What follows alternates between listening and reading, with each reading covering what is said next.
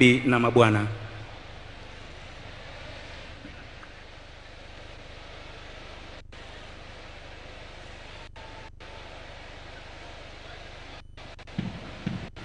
basi tayari mkuu wa gwaride ameweza kupeana amri ya wanajeshi hawa kuondoka uwanjani ili kuweza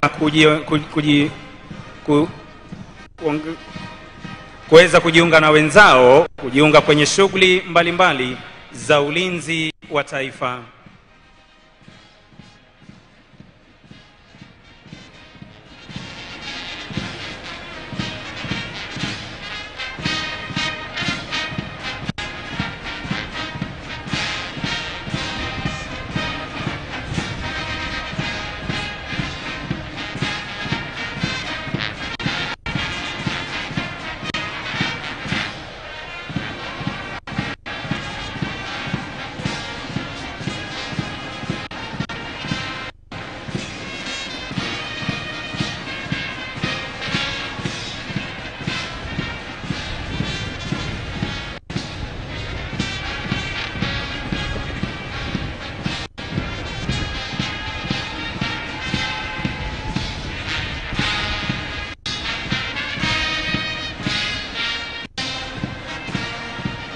Mheshimiwa Rais wanaondoka uwanjani hivi sasa baada ya kukamilisha gwaride la kufana siku ya leo, wakiongozwa na mkuu wa gwaride Luteni Kanali Peter Obare. Divisheni ya kwanza jeshi letu la wanahewa iko chini yake Meja Mark Asakania Muliro. Afisa aliyetwikwa jukumu la kuibeba bendera iliyo fahari ya kikosi ni Luteni Mwaura Kimani. Parade RSM Warrant Officer 1 Jimmy Mudhoka.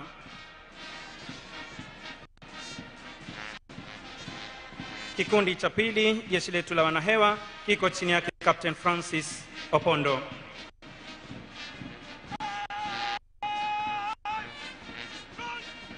Kikundi cha tatu jeshi letu la nchi kavu kikosi cha 17 kiko chini yake Meja Joseph Kamaret.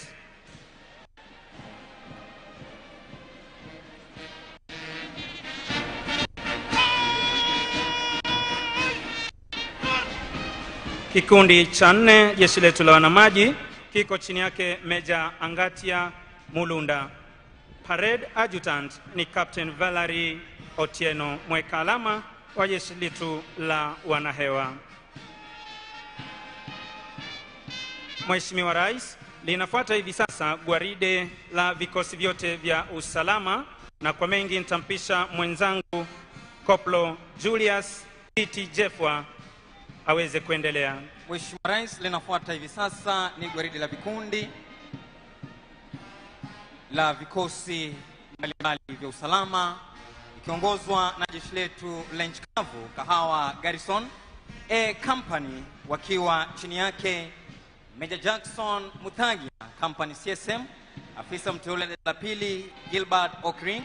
Kikundi cha kwanza chini yake Luteni Bernard Kosgei katika magwanda yao mazito ya vita. Kikundi cha pili chini yake Luteni Muli Mukuni.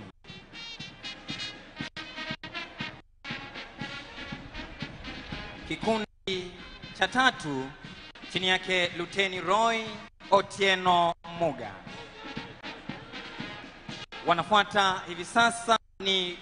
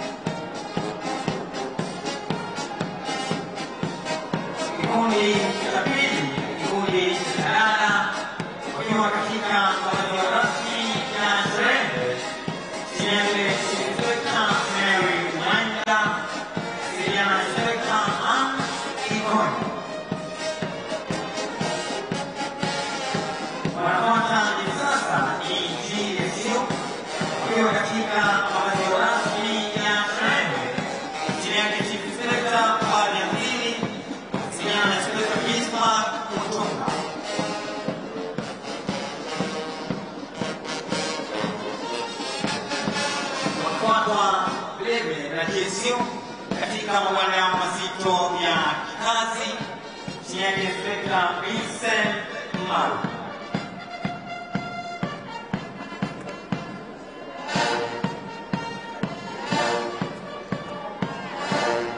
Mheshimiwa Rais, kinakuwa sasa ni kikosi spesheli kinachotumia majiwa maarufu kama Kenya Squad chini yake Inspekta Robert Mbegwa na Inspekta Peli Kuituni.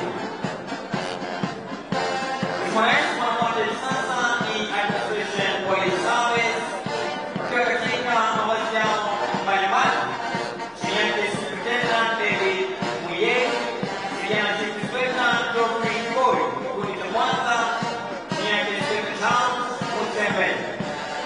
Kikundi cha pili askari wanaopambana na wezi wa mifugo almaarufu kama Anti-Software chini yake Inspekta Binti Tembuse.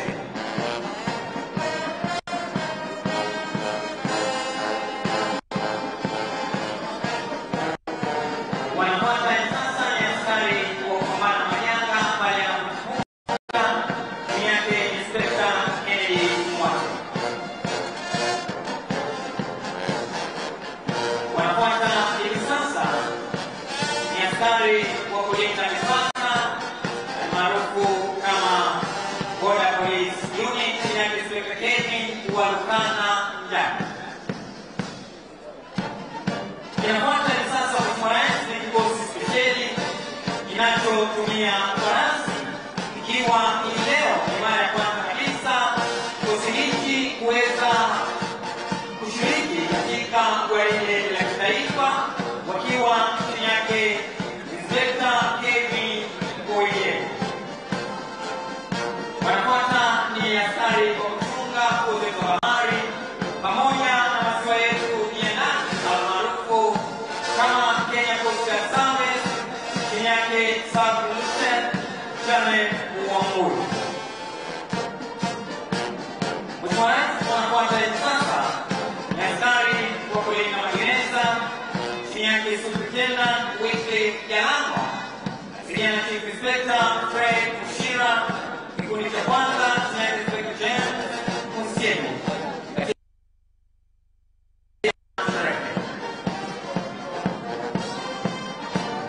Kinafuata kikundi cha kinadada chini yake Chief Inspector Zaitun Yusuf.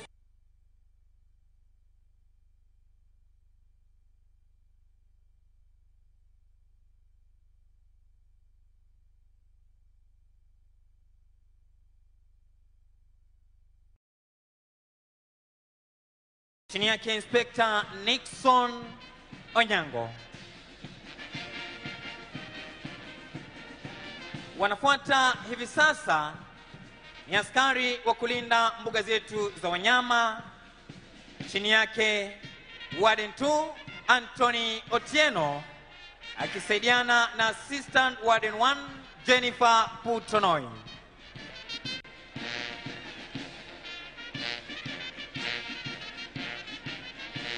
Wanafuata ni askari wa kulinda misitu wakiwa chini yake Superintendent Jeroge Mugo akisaidiana na Chief Inspector Grace Mudhike pamoja na Inspector Clinton Osiemo katika magwanda yao mazito ya kikazi.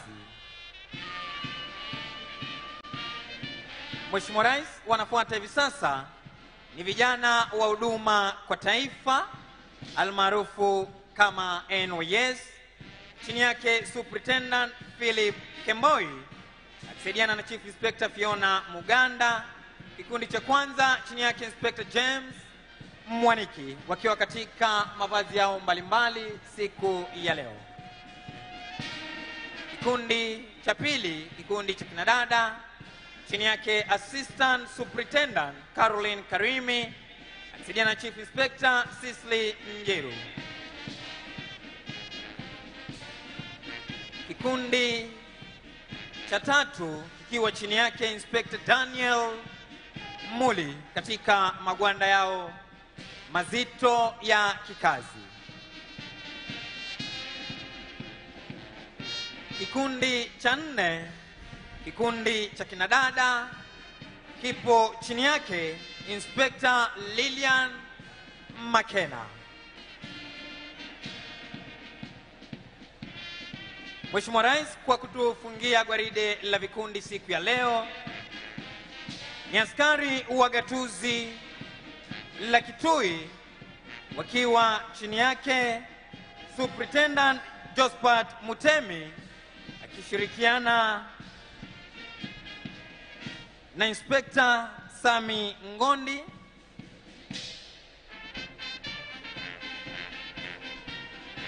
Kikundi cha pili, kikundi cha kinadada, chini yake Chief Inspector Penina Kialo wakiwa katika mavazi ya urasmi ya shred.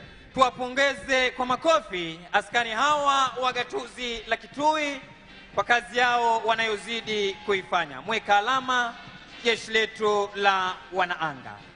Mheshimiwa Rais, wanaondoka hivi sasa wana KDF Band wakiongozwa na mkurugenzi mkuu wa muziki Kanali Cyrus Njagi, na leo uwanjani amekuwa mkurugenzi wa muziki Meja Peter Kimeu.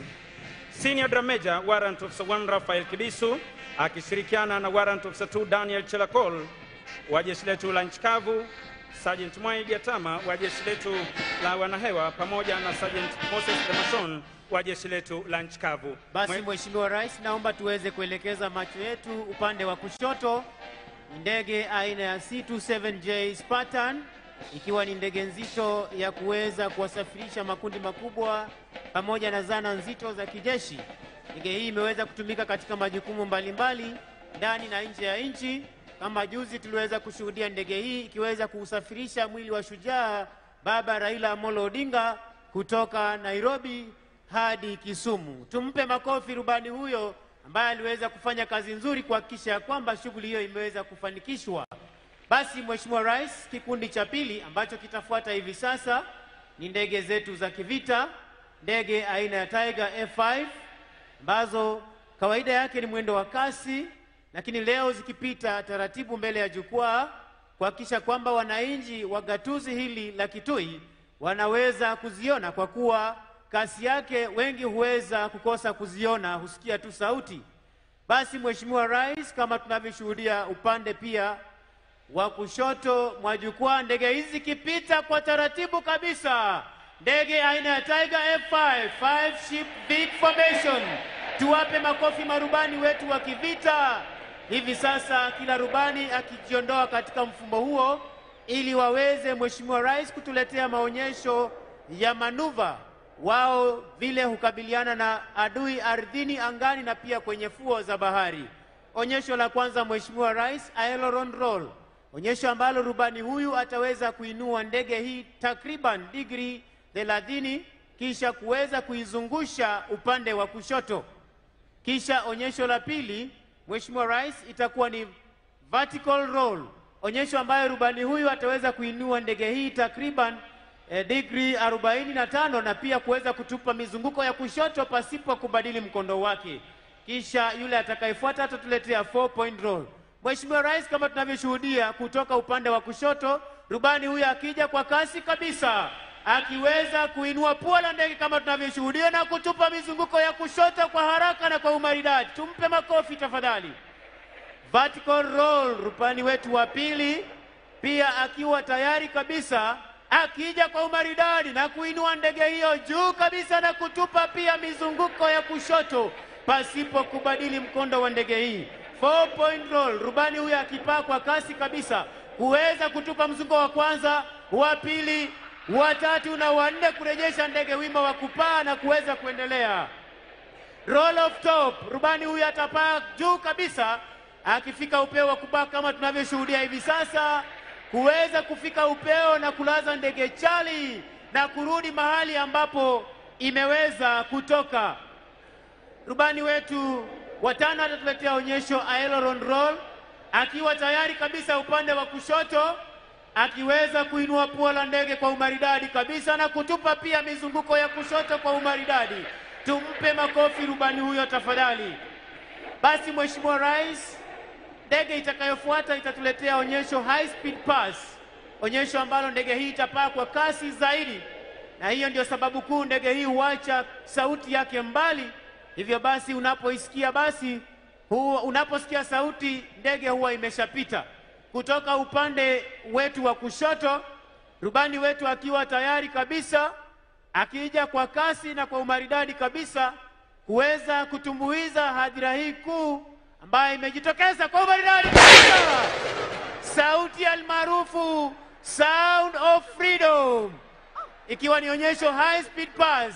Tuwape makofi marubani wetu wa ndege za kivita. Ndege hizi zilikuwa chini ya formation lead Luteni Kanali Bwana Kodo. Basi Mheshimiwa Rais kutufungia maonyesho ya ndege leo hii ni helikopta speciali aina ya Huey. Leo hii ikiwa chini ya Crew Captain Major Ezekiel Kahindi.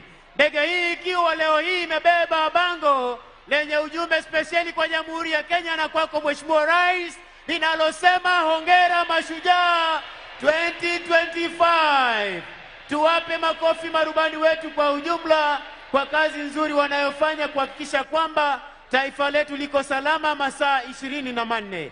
Niombe nimpishe mwenzangu Sergeant Jabiri Banzi aweze kutamatisha vipindi vya kijeshi kwa ujumla. Asante sana mwenzangu.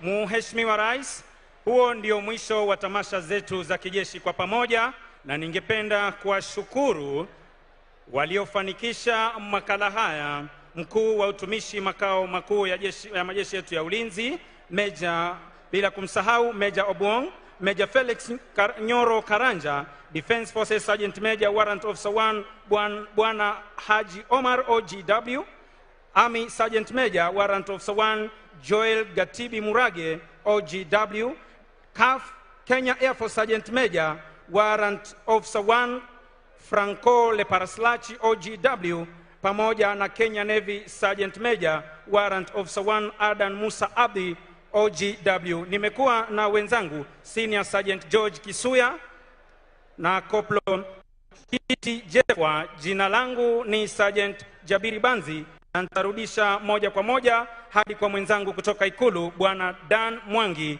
aweze kuendelea. Asante sana mwenzangu Sergeant Jabiri Banzi.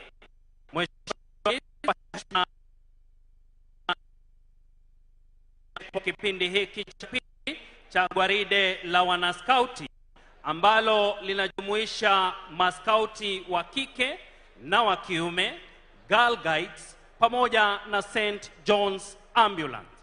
Kutupambia gwaride hili siku ya leo Mheshimiwa Rais ni bendi mseto ikijumuisha shule ya upili ya kitaifa St. Anne Mudhale Girls pamoja na shule ya ASN Bishop Dan Schools Kitui. Wako chini ya himaya za Parade Commander Drum Major Zanela Wangui pamoja na msaidizi wake June Mutano. Kwa heshima bendi tupe burudani.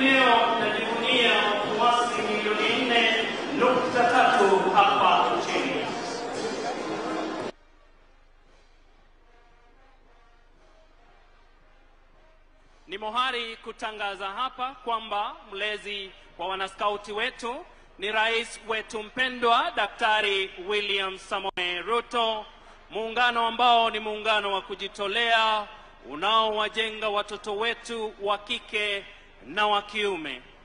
Muungano uliobuniwa mwaka wa 1910 chini ya sheria za bunge kipengele cha 219.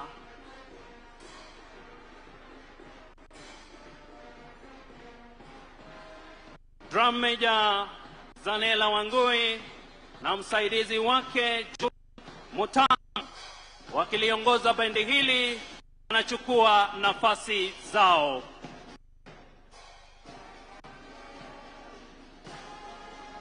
Mheshimiwa Rais, Chief Scout Professor Jacob Kaimenyi pamoja naye Shujaa Commissioner Victor Dadido wakiwa pamoja nasi. Kikundi cha kwanza, Mheshimiwa Rais, ambacho kinapita na kutoa heshima zao mbele ya jina lako Mheshimiwa Rais, ni Sungura Scout kati ya miaka 6 na 11 wakiwa wamevalia skafu zao rangi ya manjano, kauli mbiu do your best. Tuwapigie makofi tafadhali.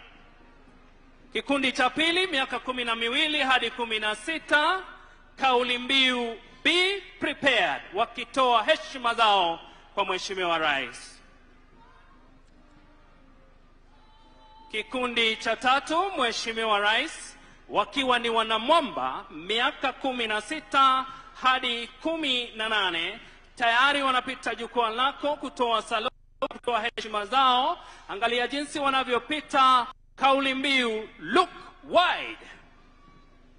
Kikundi kinachotufungia jamvi hilo ni Jasiri, miaka 19 hadi 26, wakiwa tayari wanapita kwenye jukwaa na kutoa heshima zao, kauli mbiu huduma ama ukipenda service.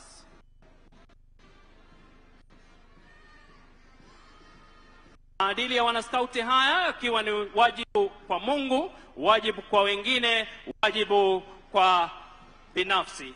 Kenya Girl Guides wanafuata pale, wakianzishwa na wale watoto wetu wana Rainbow 3 to 6 years, wakitoa saluti zao watoto wa chekechea. Wanaofuata ni maarufu Brownie, miaka 7 hadi 9, wakakulo wa primary, ukipenda shule za msingi. Wanapita na kutoa heshima zao. Wana Girl Guides, miaka 10 hadi miaka 14, kutoka kule junior secondary, shule zetu za msingi wa juu, wanapita na kutoa heshima zao. Wanaopata Mheshimiwa Rais ni wana Rangers, miaka 15 hadi 18, shule ya upili, wakipita kutoa heshima zao. Wanaofunga jamvi kikundi hicho ni Leaders, miaka 19 hadi 35, ili kuwapa nafasi wana St. John's Ambulance. Wanaopita sasa kwenye jukwaa la rais ni wana St. Ambulance. Mheshimiwa Rais, kikundi kilianza mwaka 1923 ikiwa na malengo ya kufunza na kusaidia wananchi kwenye majanga ya dharura, wakipeana huduma ya kwanza kwa umma. St. John's Ambulance wanatoa saluti na kupeana heshima zao kwa Mheshimiwa Rais. Chini yao viongozi Michael Inwani, Rispa Umala, Catherine Njoroge pamoja na Caroline Njoki. Bendi pia wanapita wakitoa heshima zao, wakiongozwa naye Drum Major Zanella Wangui, Mudhare Girls pamoja na conductor June Mutano. Wanapoondoka Mheshimiwa Rais, sina budi sasa kushukuru sana kwa ajili ya kutupa ruhusa kuweza kupeperusha bandi hilo, tuwe na gwaride hilo katika uwanja huu. Na sasa bila ya kupoteza wakati, namkaribisha mwenzangu Mike Gitonga aweze kutuvulia njuga. Karibu mwenzangu Mike. Asanteni sana kwa hiyo burudani. Kwa sasa Mheshimiwa Rais, naomba tuweze kutulia ili tuingie kwa kipindi cha maombi. Na wakati huu naomba nimkaribishe Sheikh Swadik Abubakar wa msikiti wa Nur hapa mjini Kitui, wakiwa pamoja na Askofu Joseph Mwongela wa kanisa Katoliki Dayosisi ya Kitui. Would like to now get into a session of prayer and allow me to invite Sheikh Swadik Abubakar together with Apostle Joseph Mwongela to lead us in a prayer. Tuombe. Bismillahirrahmanirrahim. Nashukuru Mola kwa siku ya leo kutupa uhai, tujumuike kwa sherehe ya mashujaa. Tujalie siku ya leo iwe siku ya fanaka. Naomba Mola wetu tupe amani katika nchi yetu ya Kenya. Tukuomba Mola wetu mpe rais wetu amani, afya na hekima ya kuongoza nchi yetu ya Kenya. Twawaombea viongozi wetu wote wa serikali kuu, gatuzi na vitengo vyote vya usalama.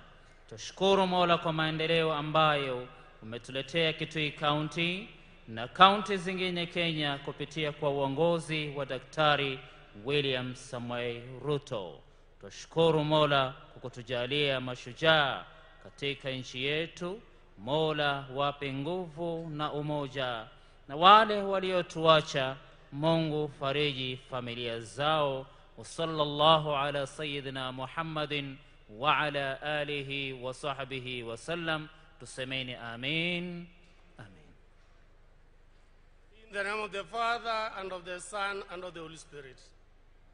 God Almighty, bless our country Kenya with heroes and heroines who are willing and ready to build this our great nation.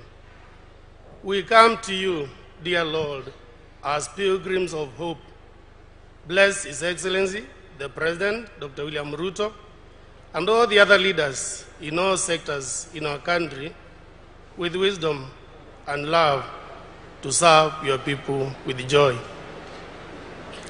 May we together, as proud patriotic citizens and all other stakeholders, build our country with zeal and enthusiasm, guided by love for one another as true brothers and sisters.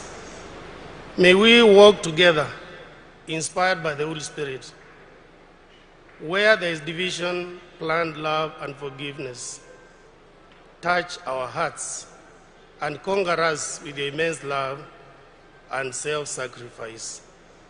God bless Kenya to overflow with peace and prosperity.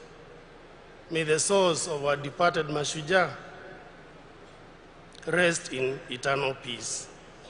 God bless each one of us. God bless Kenya. In the name of the Father, and of the Son, and of the Holy Spirit. Amen.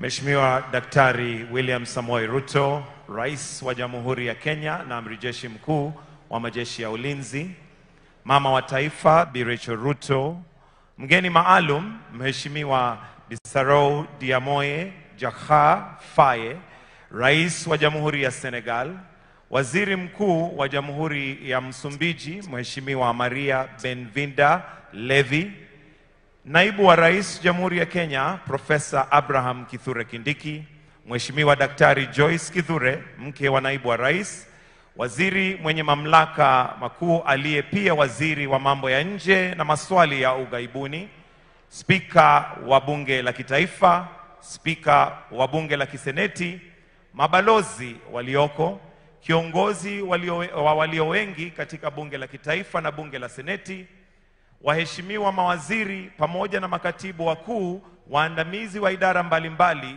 za kitaifa, mwenyekiti wa Baraza la Kitaifa la Magavana na magavana wote mliofika, akiwepo gavana wa Kitui Daktari Julius Makao Malombe, mabalozi, waheshimiwa wabunge wa kitaifa na seneti, viongozi wa serikali ya kitaifa na zile za kaunti, wananchi watukufu wa jimbo la Kitui na taifa nzima katika jumla, mabibi na mabwana. Mheshimiwa Rais, kwa niaba ya kamati andalizi ya sherehe za kitaifa, karibu sasa kwenye kipindi kifupi cha burudani chini ya kauli mbiu Kawi, Ustawi, Ushujaa. Na kwa mengi zaidi, wacha sasa niwakaribishe wenzangu Beatrice Gatonye na Boniface Msambi kutuelezea kuhusu burudani. Karibuni. Mheshimiwa Rais, karibu Kitui Nzini, yani karibu Kitui ndani. Hapa ndipo makao makuu ya wachezaji gitaa motomoto ambao hata hucheza gitaa kwa meno. Na hivi leo Mheshimiwa Rais, utapata fursa ya kuwaona wasanii mashuhuri wa hapa Ukambani wa nyimbo za kale, nyimbo za Injili na pia mtindo wa Kinze. Jiandae kutengana na kiti chako watakapojitosa ugani. Isaac Mahukum, Bosco Mulwa anayejulikana kwa wimbo Madhai Madha, Kakongo Sisters, Franco wa Kisasi Stars almaarufu Kitunguni Mukangile, Musombe Samwene, Kasupu Kaka Mutei na wengine tumbi zima, wakiwa ni pamoja na MCA wa Tharaka Mheshimiwa Mudhengi Ndagara. Pia tutakuwa na waimbaji wa nyimbo za kitamaduni kama vile Ngwani Traditional Dancers na Mwenyenyo Cultural Dancers. Hao ni wa mtindo wa Kinze, Mheshimiwa Rais. Aidha tutakuwa na magalacha wa muziki wa gospel kama vile Steven Kasolo, Mstella Mengele, Ndekea Mudhanga, Mbuvi maarufu kama Kwata Kawaya, Justus Mielo na wengine kibao, wakiwa ni pamoja na Kitui Teachers Training College Choir. Lakini kabla ya wasanii hawa, Mheshimiwa Rais, mambo mawili. La kwanza, tunao watoto takriban 520 kutoka shule mbalimbali hapa Kitui ambao wametuandalia mashairi na michoro ya kupendeza tu inayohusiana na kauli mbiu ya sherehe za mashujaa mwaka huu. Watoto hawa wako chini ya Janet Langat kutoka Wizara ya Elimu, waelekezi wakiwa ni Shujaa Erika Muhaya, Faith Mbote, Hezekiah Ogira, Suleiman Salim na walimu wa kaunti hii. La pili, kama tujuavyo, taifa linaomboleza kufuatia kifo cha aliyekuwa waziri mkuu Jacom Agwambo Tinga, Baba Raila Amolo Odinga, ambaye alipumzishwa hapo jana. Hivyo basi, ili kumuenzi, kupitia kwa ruhusa yako Mheshimiwa Rais, katikati mwa kipindi cha burudani hivi leo tutatazama video ya mwenda zake Raila akiuimba wimbo aliouenzi. Lakini kabla ya hayo yote, sasa watoto, uwanja ni wenu.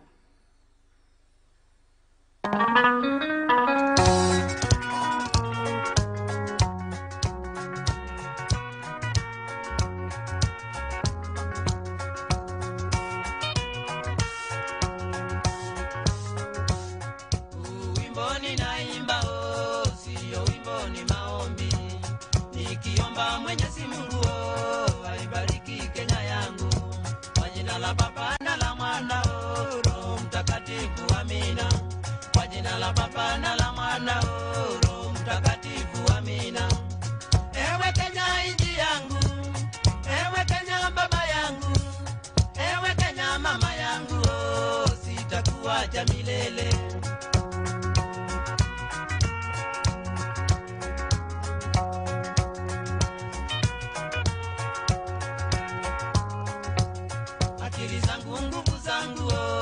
Nimeziweka mbele yako, bibi yangu na watoto nimewaweka mbele yako. Tabu zangu, shida zangu, ziangalie Kenya yangu. Tabu zangu, shida zangu, ziangalie Kenya yangu. Ewe Kenya nchi yangu, ewe Kenya baba yangu, ewe Kenya mama yangu, sitakuacha milele.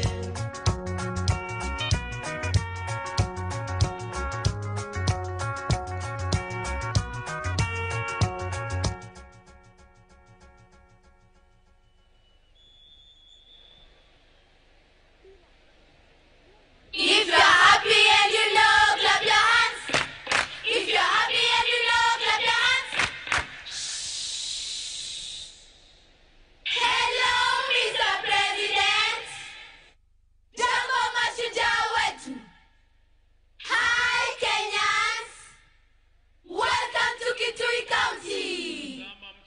Welcome to Kitui County. Wapi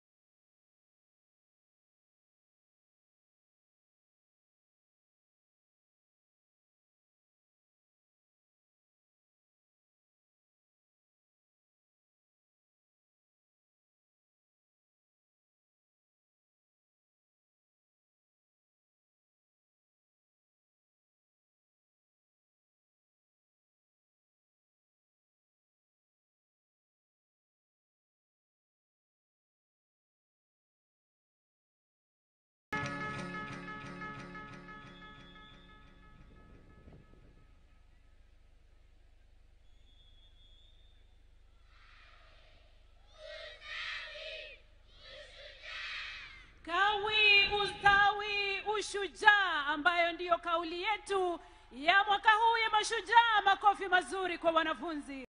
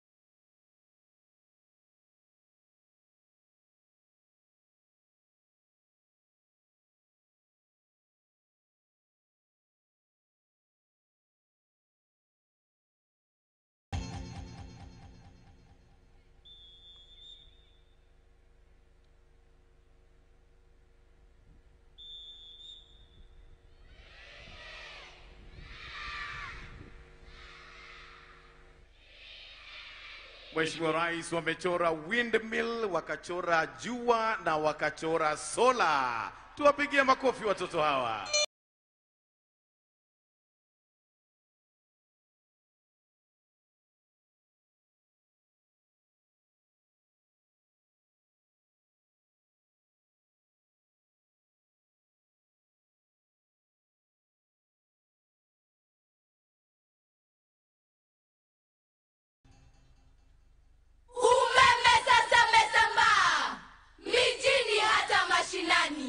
Mambo sasa ni shwa, hospitali na viwandani, kiteknolojia tumepaa, sasa Kenya namba 1.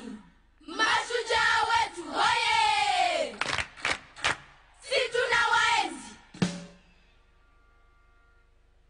Abai Kenya, abai Loito, abai Tunde, nitodane. PPMC Production. Kenya yangu, jukumu langu, mimi ni shujaa, mimi mzalendo. Nchi yangu, jukumu langu, mimi ni shujaa, mimi mzalendo. Kenya yangu,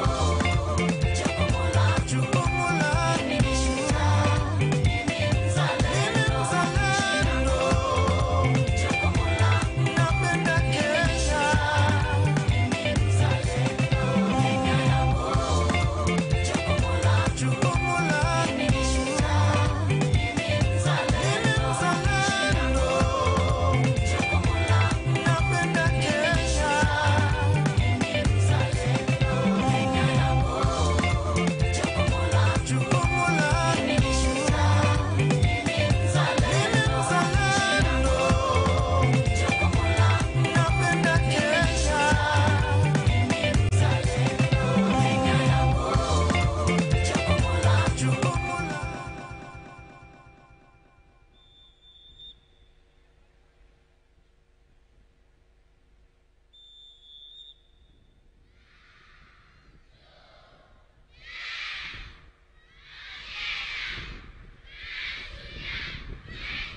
Hongera mashujaa wetu, wanatukumbusha watoto wetu kwa mchoro huo wa neno mashujaa.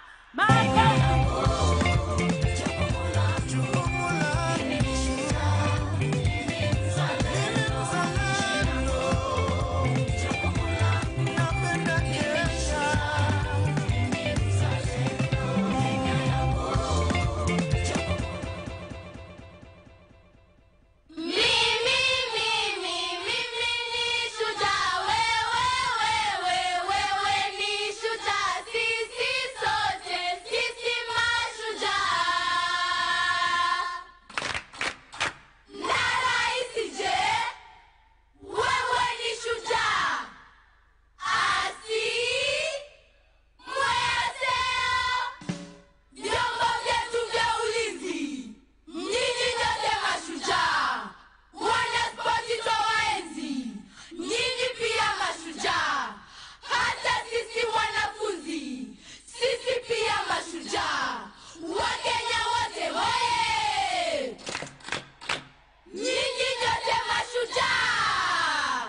Mheshimiwa Rais, kwa vile wewe ni shujaa, sema asi.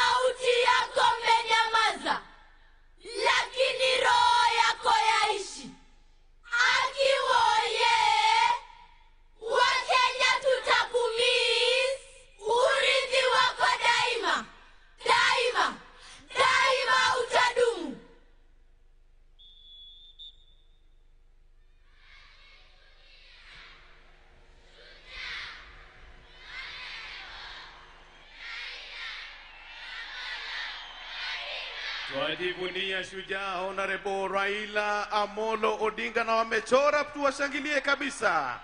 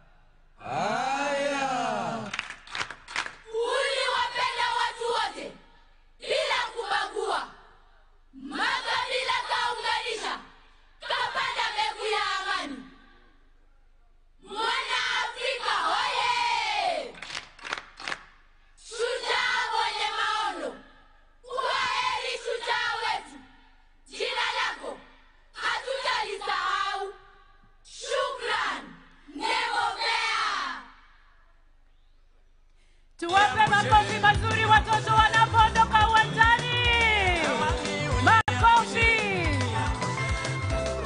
Nafasi Mheshimiwa Rais, hivi sasa wanapoingia wasanii hawa tajika, naomba kwa heshima Mheshimiwa Rais tuelekeze macho kwenye runinga ili tufunguliwe dimba na hayati mwenda zake Raila Amolo Odinga akiuimba wimbo alioupenda Farewell Jamaica, wimbo ambao umeimbwa na Don Williams. Tumtazame akiuimba kwenye interview video.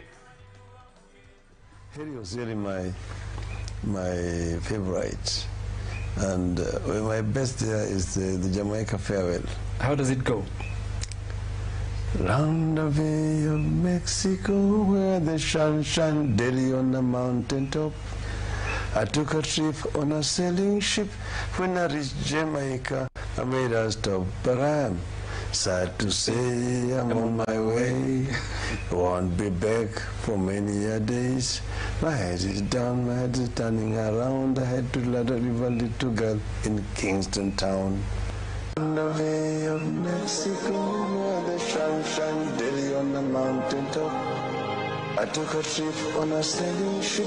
When I reached Jamaica, I made a stop, but I am sad to say I'm on my way. Won't be back for many a days. My head is down, my head is turning around. I had to let a little girl in Kingston Town.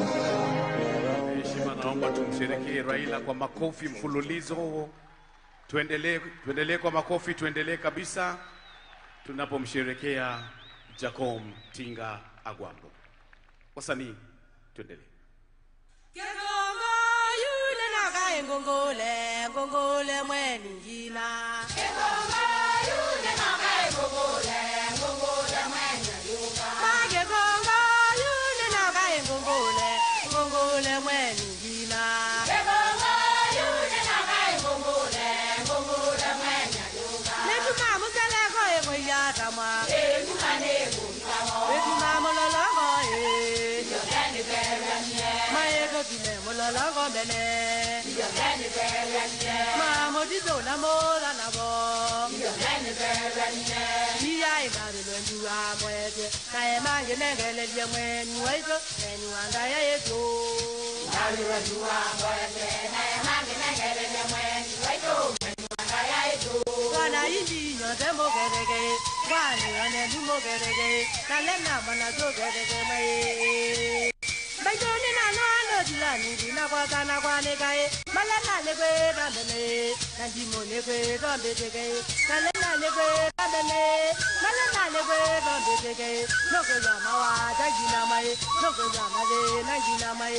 Noko zama wa jagina mai. Nandi mo legwe ramene. Malena legwe ramene mai. Noko zama wa jagina mai. Noko zama le nangina mai. Noko zama wa jagina mai.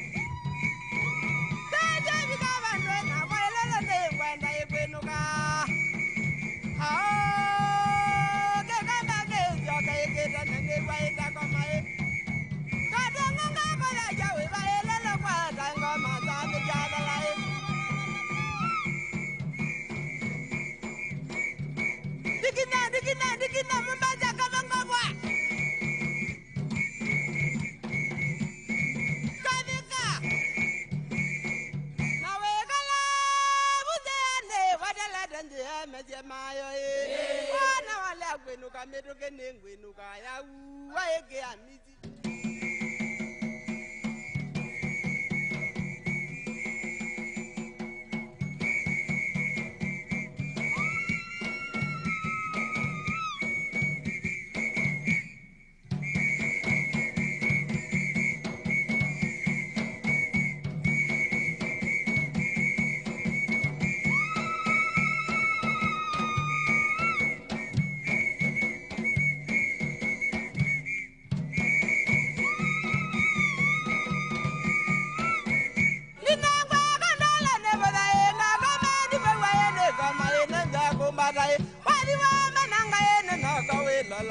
kola jani ko e nangala e janji ma e jongo ka e kana jongo ja e manana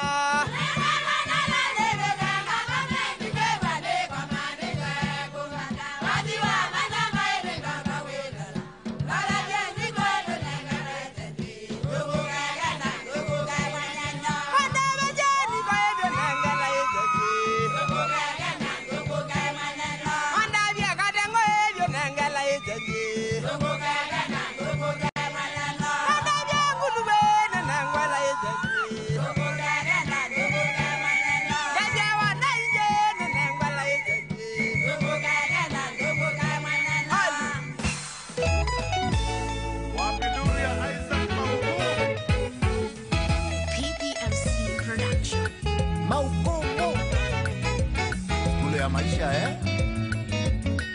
oga wabika musingereze mama le munenge value yakwa wabika musingereze mama le munenge value yakwa luka mutavyo langu dhukuma luka mutavyo ndoni yenile luka mutavyo langu dhukuma luka mutavyo ndoni yenile nondo nene sema medana te amana emia nene nuge nondo nene sema medana te amana ega gundo mana na kwani kasite komini nene sovye maisha makwa nene kasite komini nene sovye maisha makwa maundu ni momu lakini nene senga umadinani maundu ni momu lakini nene senga umadinani Madai mada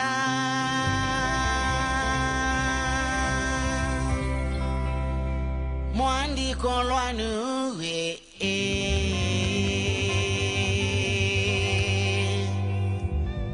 Madai mada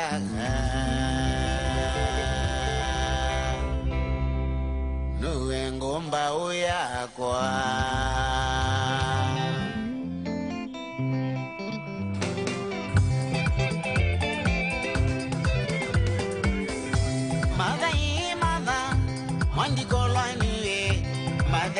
Madai wanze Madai mada akindi kolwaniwe Madai wanze Wanze ni munini mada Kenya wande anginyane ana Wanze ni munini mama Kenya wande anginyane ana Wendo wa musei shiri matando ambata Madai wanzeye mama Leungu wana kisomo wande ieneza Kenya inga ya kuadhima Maua umadhukuta mukambika na polio Wando ienzanzo nina mayangwata Nuwe inyakwa na nuwe mwendwa wakwa Kenya inga ya kuadhima wewakwa Wanzeye ni munini mata Kenya wande anginyanana Wanzeye ni munini mama Kenya wande anginyanana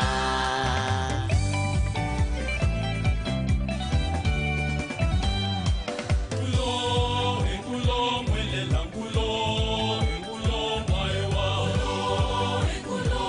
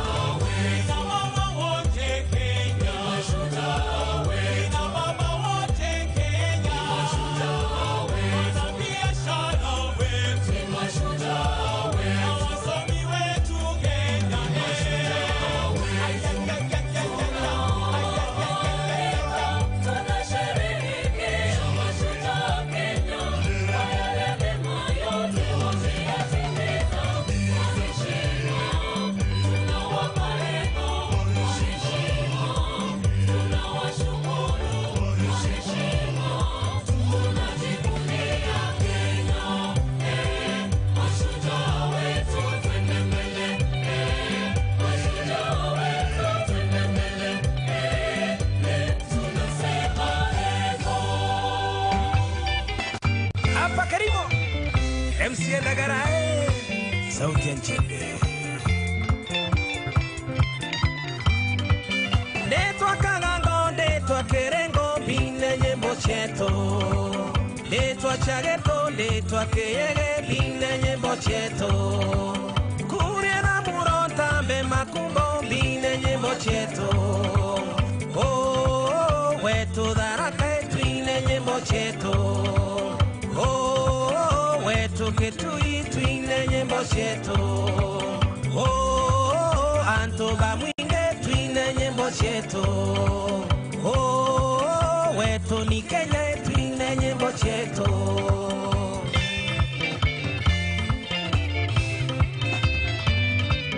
Nyoga kega baboge kebege bine nyembo cheto.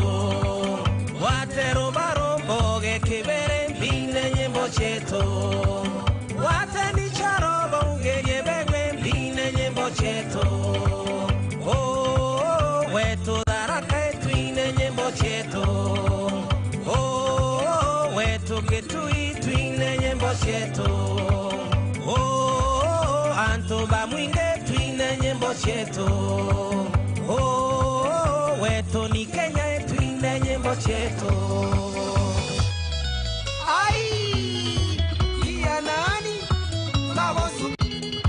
Babosu, mama.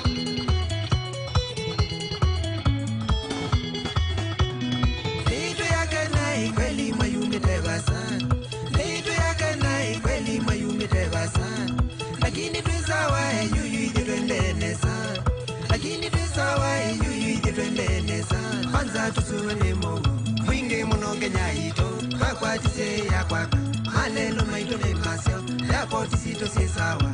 Yolo kambaka ulaya, esi ndiere yukona. tuyadime sana kitana kwitha ito Kenya tuyadime sana kitana kwitha ito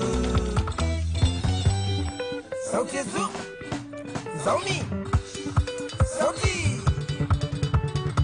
Niwe moyo Rune Kenya sauti Niwe moyo Rune Kenya damu Wakenya tuijawa Nikazite kumini Kadena tuijawa Nikazite mangune Kuchapa kazi Tutosa kuwa njobu Kiwa mjini Hata kwa mashambani Ofisini Hata kwa vibarua Uyaniwia Boro kwa teka samu Uyaniwia Boro kwa teka samu Kina mama wasitunza familia Na wazee wasiji kulinda inji Na vijana maili wajapa kazi Na vijana maili wajapa kazi Kila Mkenya asidi kujenga inji Kila Mkenya asidi kujenga inji Sauti Yesu Sauti Wewe tatani Ulu wewe te Elevyo Ndokangwate Wapi Hapo Ikibamba sana wapi nuru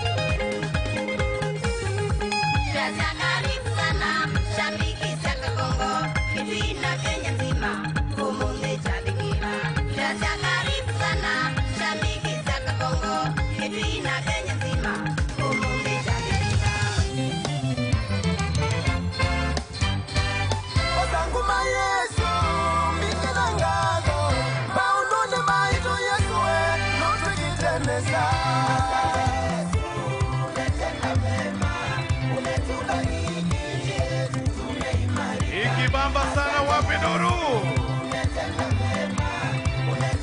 Yelo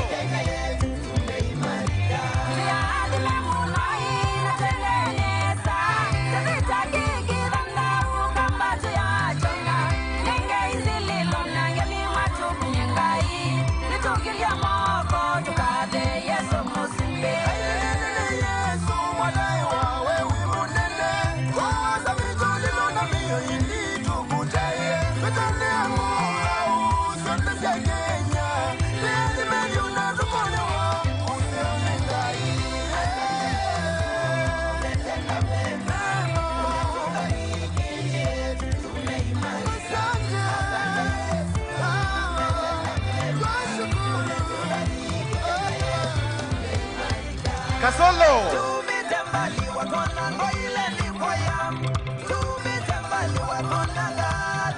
Hey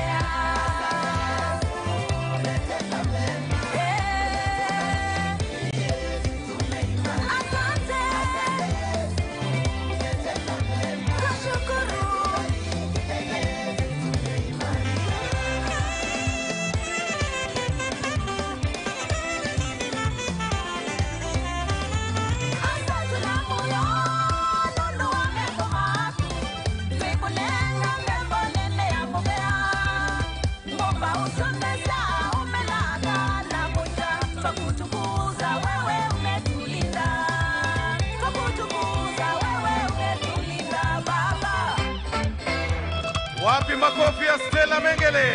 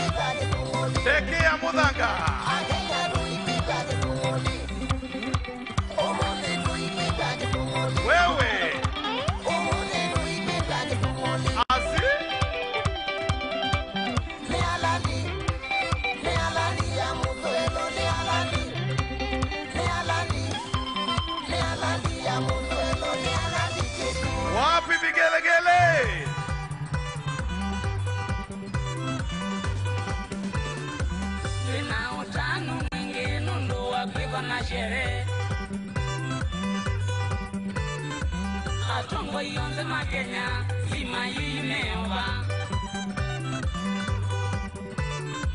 Nenda kopia sangita mosunge mpaka munyale Akenyo na vaninara ni bono ni nyumi atani Ukili nyonze musunge tushereke wa mwenenyu Negare ni medie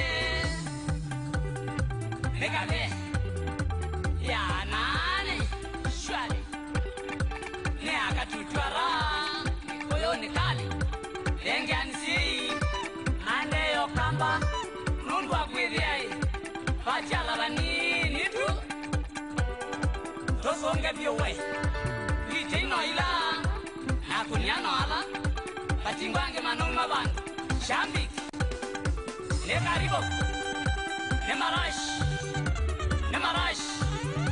Nemarash Mukenya Sangae Musombe sa Endezeu Alivozana ndia Kenya niliara na ni mailu sivyo situ nisia kuendezia dunia ni vaigange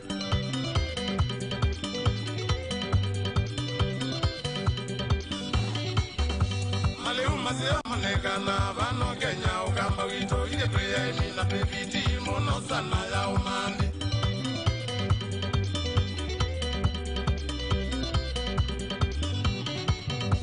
Uke wanzuke mpaka manga nzombe mbangi nyamongo Indo siandithia mbui ngombe nizindute soko sokamba Sindumba iluze neka Kenya ni mutavasi Kaikindo kosake na nindingadime Namuzi akitheka kusabo kasithia Nitwembevyo ni ya Kenya tuikwatika Nitwembevyo ni ya Kenya tuikwatika Ana yini yao Ya musomesa Indu chumila Mwene ngo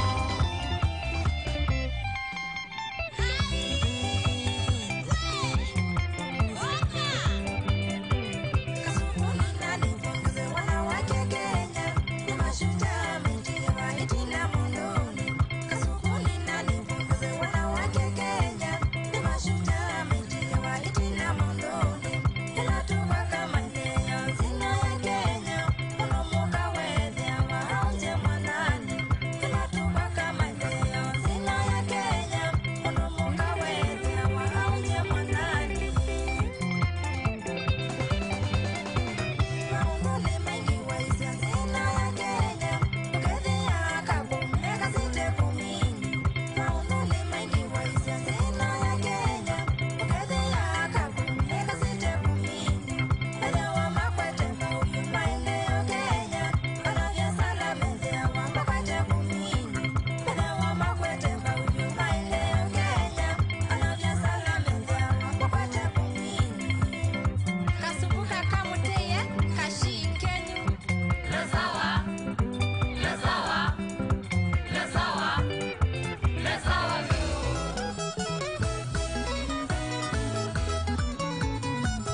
tena.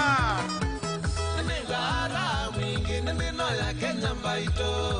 Raha mwingi ni mino ya Kenya mbaito. Kenya nini ya wendo muhuo bamweno tanu. Ya wendo muhuo bamweno tanu. Na wiki tuwe wiwa wimwianie. Kwanza kitiki tuwe wiwa wimwianie.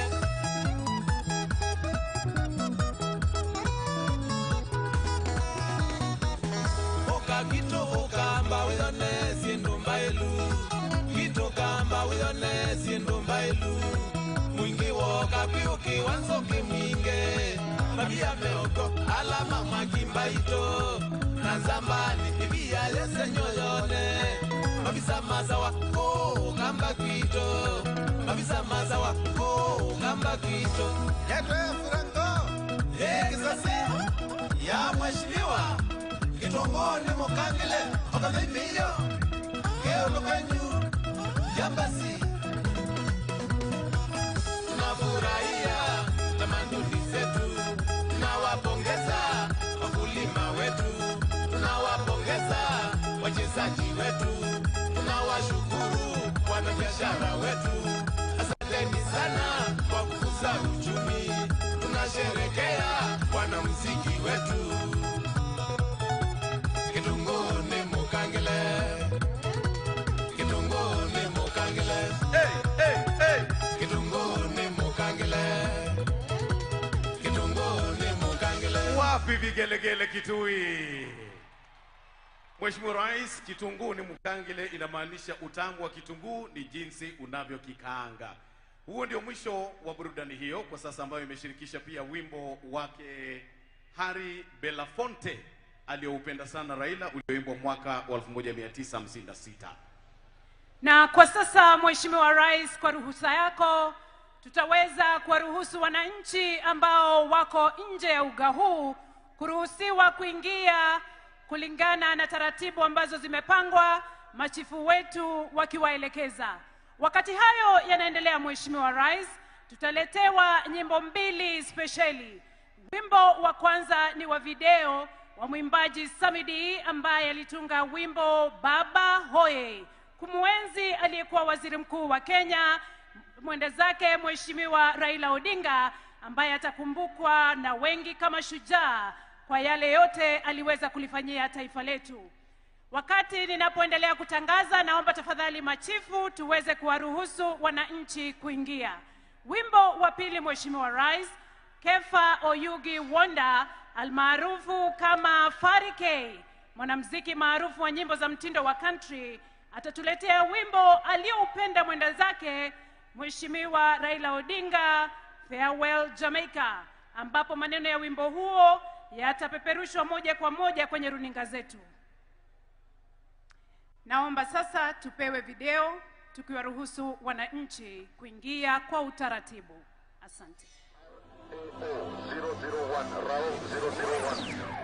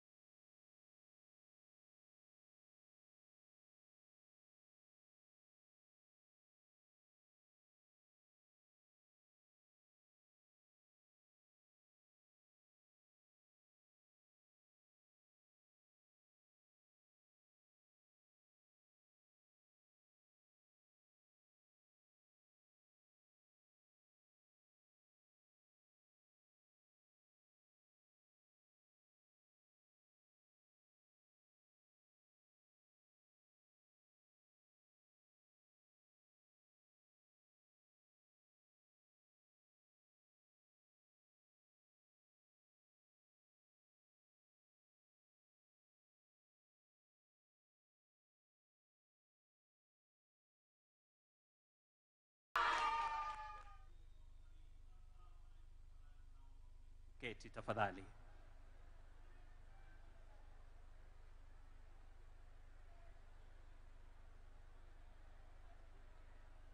Wakati msanii anaingia,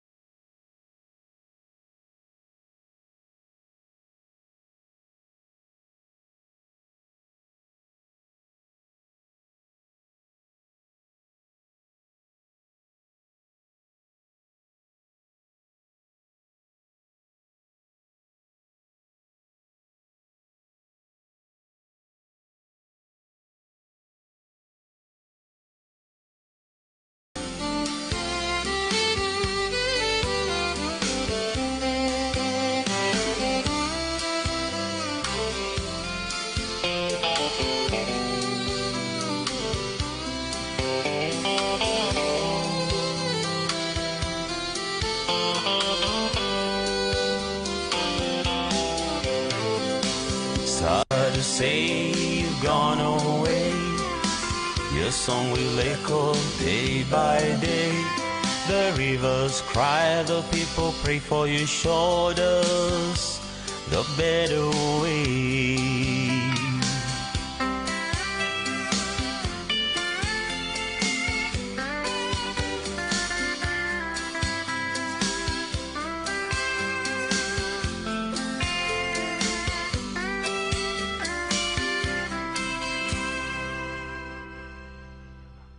Asante sana mwimbaji wetu. Kwa ruhusa yako Mheshimiwa Rais, naomba Chiefs waweze kuondoka uwanjani, nikirejesha kwake mwenzangu Mike Gitonga kuendelea na ratiba yetu. Asanteni sana. Tumpigie Farike makofi tafadhali. A special dedication there to the late Excellency Raila Amolo Odinga. Your Excellency, sir, with your permission, naomba sasa nimwalike Gavana wa Kitui, Governor Julius Malombe, to make some brief remarks as the wananchi continue to come in. Tumkaribishe Gavana akija tafadhali ili atuneneshe machache. Karibu sana Gavana wa Kitui.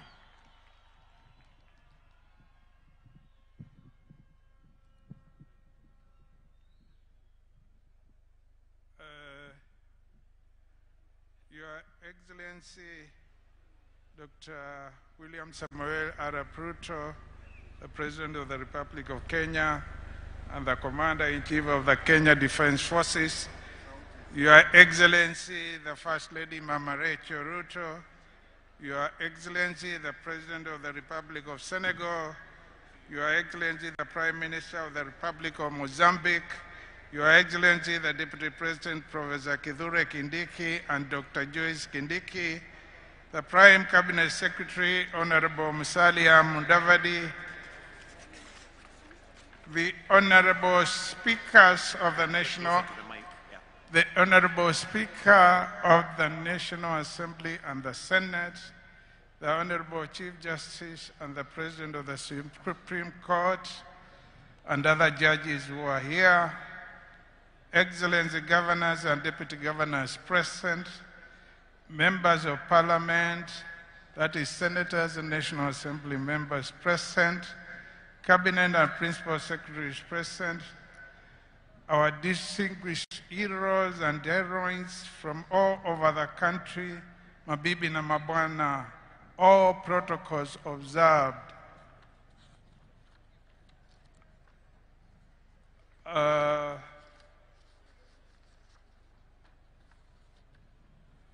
I wish to warmly welcome you all to Kitui County, the venue for the 2025 Mashujaa Day celebrations for our nation.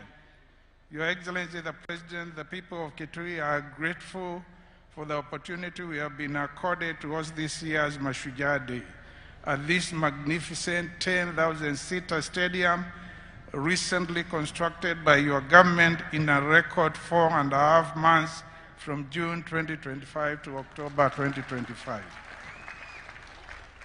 Your Excellency, I recall vividly when I requested you to consider hosting one of the national days that are celebrated outside the capital city in Kitui County, either in 2025 or 2026.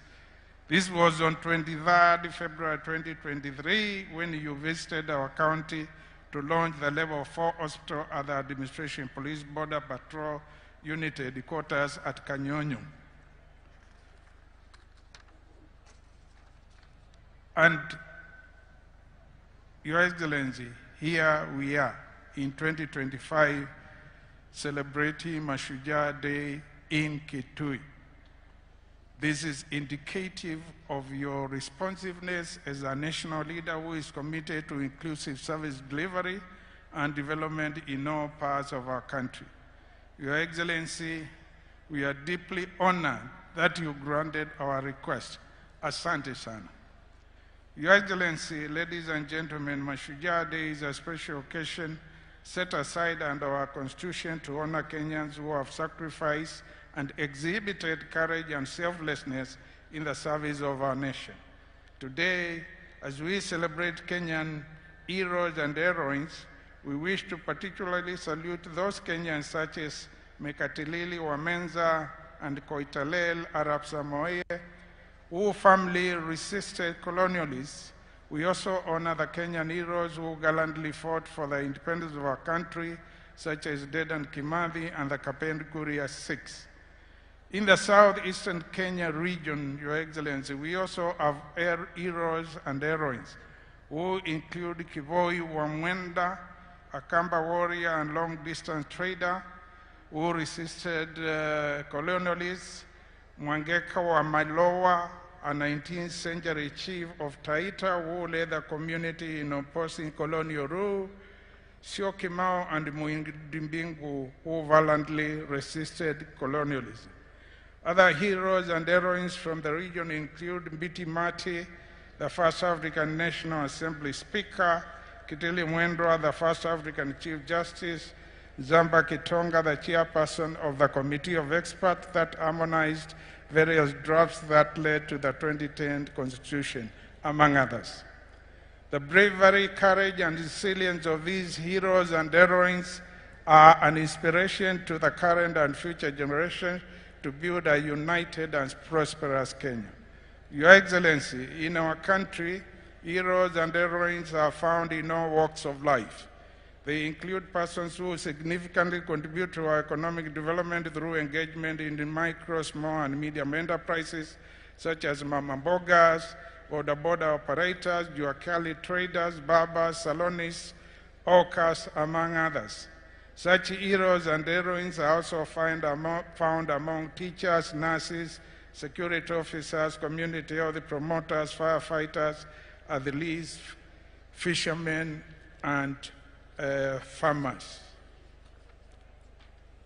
In a special way, Your Excellency, I want to take this opportunity to applaud the departed former Prime Minister, the Right Honorable Raila Amolo Odinga, as an outstanding and awesome Shujaa whom Kenyans are celebrating for championing multi-party democracy, constitutional reforms, promoting and defending devolution, and advocating for justice, rule of law, and inclusive governance.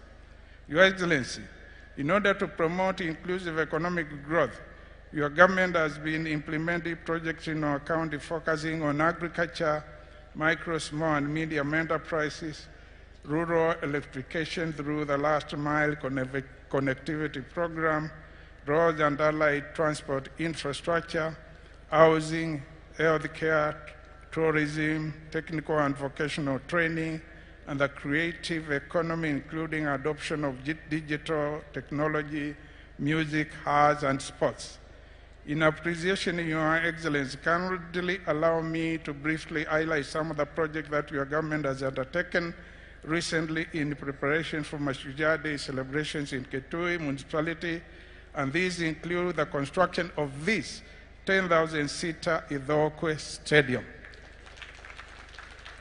the construction of the Kitui Mini State Lodge, 3, the rehabilitation of the Idhokwe Airstrip, 4, the expansion of rural electrification program to cover an additional 750 households. 5, upgrading to bitumen standard several roads within Kitui Municipality. Your Excellency, there are 2 roads which were identified, tendered for, and recommended for award and implementation by KERA as part of the roads to be undertaken in preparation for Mashujaa Day to serve as entry and exit roads for the Idhokwe Stadium and the Kitui Airstrip. I would like to request you, sir, that they be implemented as initially planned to be ready for your commissioning when you come back to Kitui, and I believe very soon. These roads are Mlutu Edhiani Tiva Kiliko Junction and Makutano Maidhokwe Mbusiani Dhimani Kolania to Edhiani Road. Your Excellency, there are other projects that are currently being undertaken and others earmarked for implementation by your government. These include markets. 2 have been completed, one at Kakongo in Mwingi West and another one in Kamuwongo in Mwingi North, and 10 others which have been proposed for construction. Then there is housing, the proposed construction of over 2,000 affordable housing units in Kitui, Mwingi, Mutombo, and Kabadi towns, in line with your commitment to provide decent and affordable housing for low and income households in all parts of the country. The proposed upgrading, also, Your Excellency, the proposed upgrading to bitumen standards of key roads such as Kwasikum Bodoni Road, which you are to launch on Wednesday, when we got the sad news that the late Right Honorable Raila Odinga has left us, and programs which you had to be rescheduled. Then there is Kamuwongo Kanduya Road, which is in Mwingi North. Then there is Chuluni, Zombe Mwitika Road, which is in Kitui East. And then there is Kudak and Zikumuda Road, which is in Kitui South.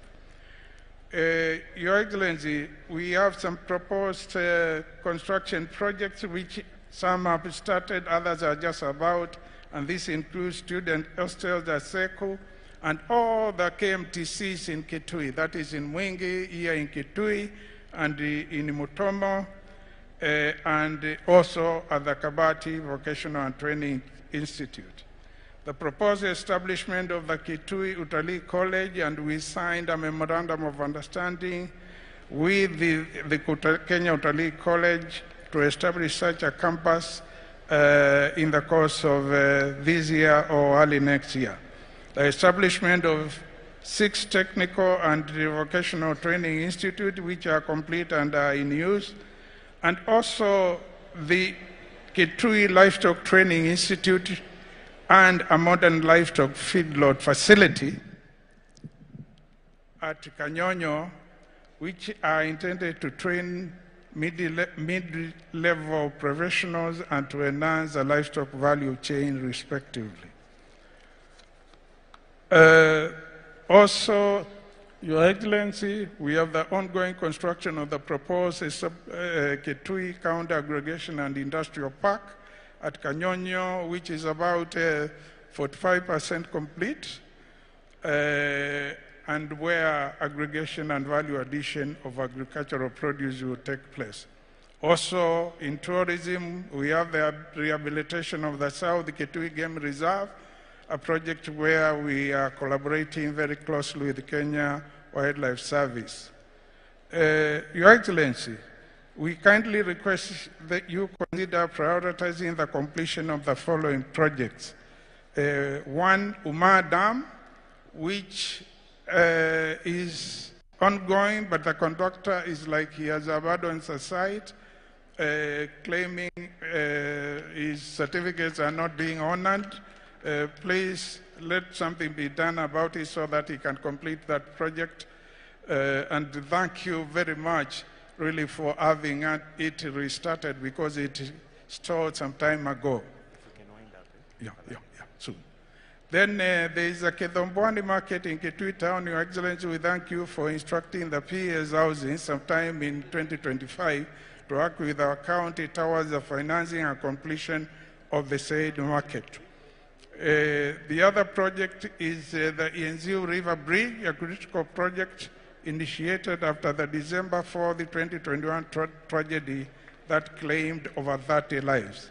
And the other one is a project which has been started, which is Wikililia Kavisuni Thwake to Thwake Dam. There are a number of other projects which are listed here, but because in the interest of time, I will not go through them. We believe, Your Excellency, you will be visiting us very soon as you had planned. We are going to put the projects which were proposed by the leadership in this county, that is members of parliament, as well as members of the county assembly.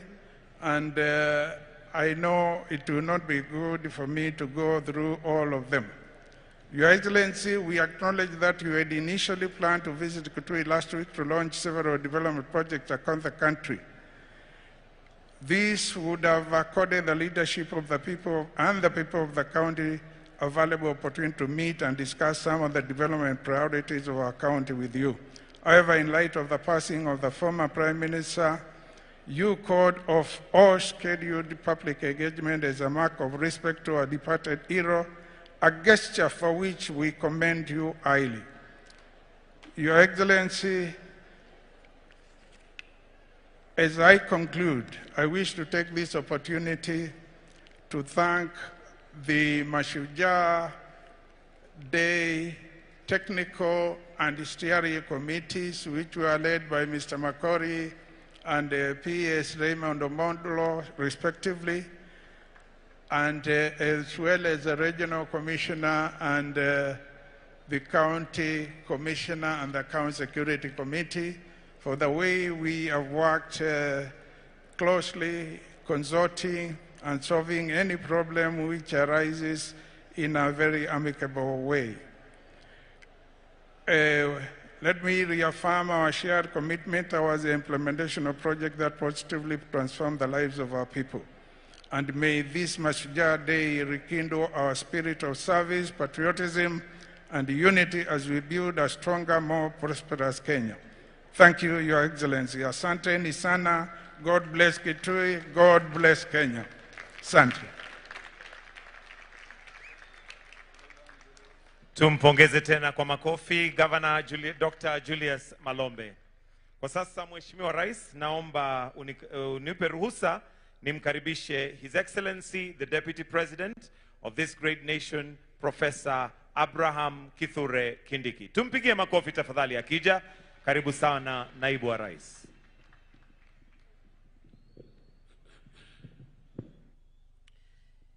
Your Excellency President William Ruto,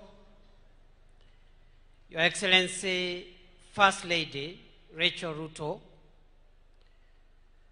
Your Excellency President Faye, President of the Republic of Senegal, the Prime Minister of the Republic of Mozambique,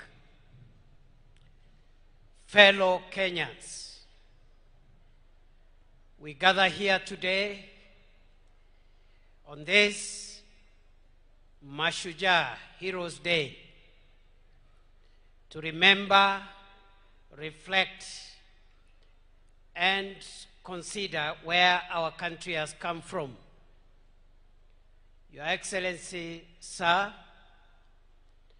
as you continue to lead us in this reflection, we continue to remember the many people who have sacrificed their time, their lives, and their comfort for our freedom. And even at this time, as we continue to mourn the departure of our former Prime Minister, one of the greatest Kenyans to ever walk on our soil, we remember many more, those who have gone before us for selflessly protecting our sovereignty, defending our dignity, and emancipating the black person from colonial domination, for expanding our political rights and freedom, and expanding and perfecting our democracy. What remains is now to strengthen the foundations of our country, perfect the economic well-being of the people of our country, and as you lead us, Your Excellency, the future of Kenya looks certainly good because of the labor that those who came before us have put, and because of the labor that you continue to put, Your Excellency, and putting us together, even as we take the vision of our forefathers forward. Mbaito muyaseo, mbaito muyaseo, muyaseo enge, muyaine museo, na mavirao there. Your Excellency, the President, today is not my day. My task is very simple. My task is to ask you, Your Excellency, sir, to address the nation on this very special day in the history of our country. Mr. President, welcome. Karibu sana, Mheshimiwa Rais.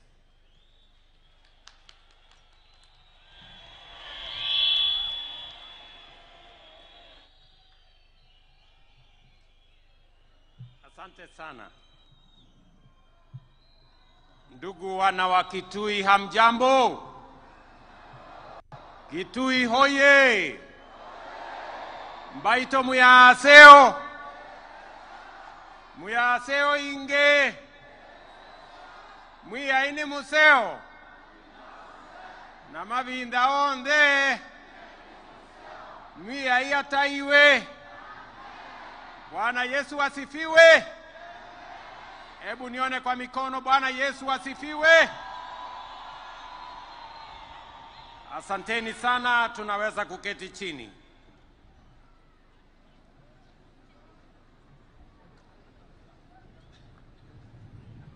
Your Excellency,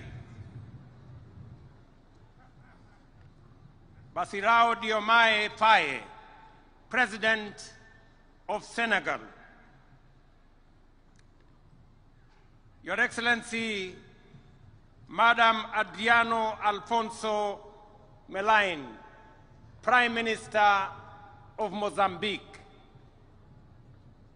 Excellencies, distinguished ladies and gentlemen, fellow citizens,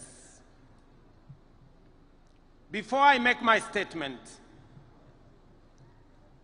wakati tulikubaliana na tukaamua ya kwamba sherehe ya Mashujaa mwaka wa 2025 itafanyika hapa Kitui kwa mara ya kwanza.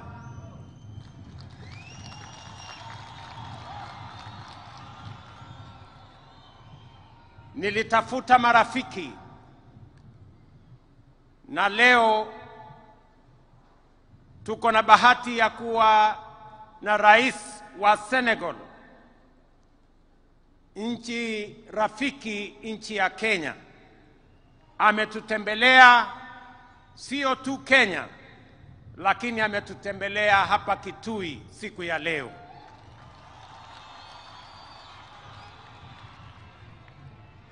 Na vile vile nilimuuliza rafiki wetu mwingine, Rais wa Mozambique, na kwa heshima kubwa alikuwa na shughuli nyingi, lakini ametuma Prime Minister wa nchi ya Mozambique na yuko hapa Kitui pamoja na sisi. Jameni, mnawakaribisha hawa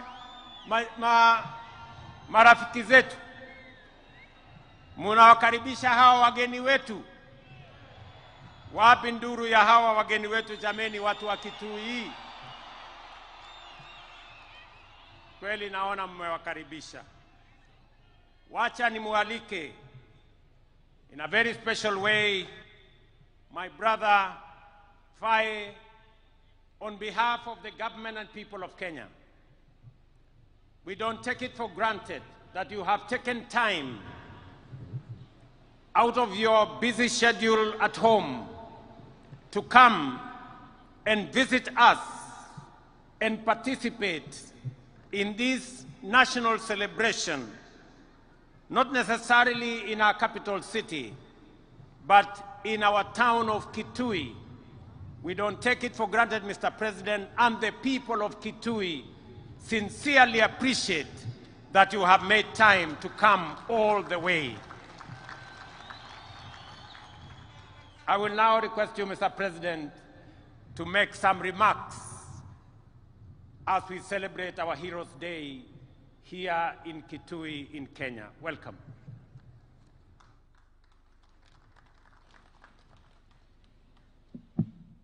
Thank you very much, Mr. President, my dear brother William Ruto, ladies and gentlemen, members of the Kenyan government, honorable members of the National Assembly and Senate, honorable members of Judiciary, ladies and gentlemen, members of the Diplomatic Corps, the Honorable County Governor of Kitui, ladies and gentlemen, habari za asubuhi. Before I begin, I would like first to take this opportunity to renew the heartfelt condolences of the people of Senegal to the brotherly people of Kenya on the passing of Mr. Raila Odinga, a former Prime Minister and a great leader in the political history of Kenya.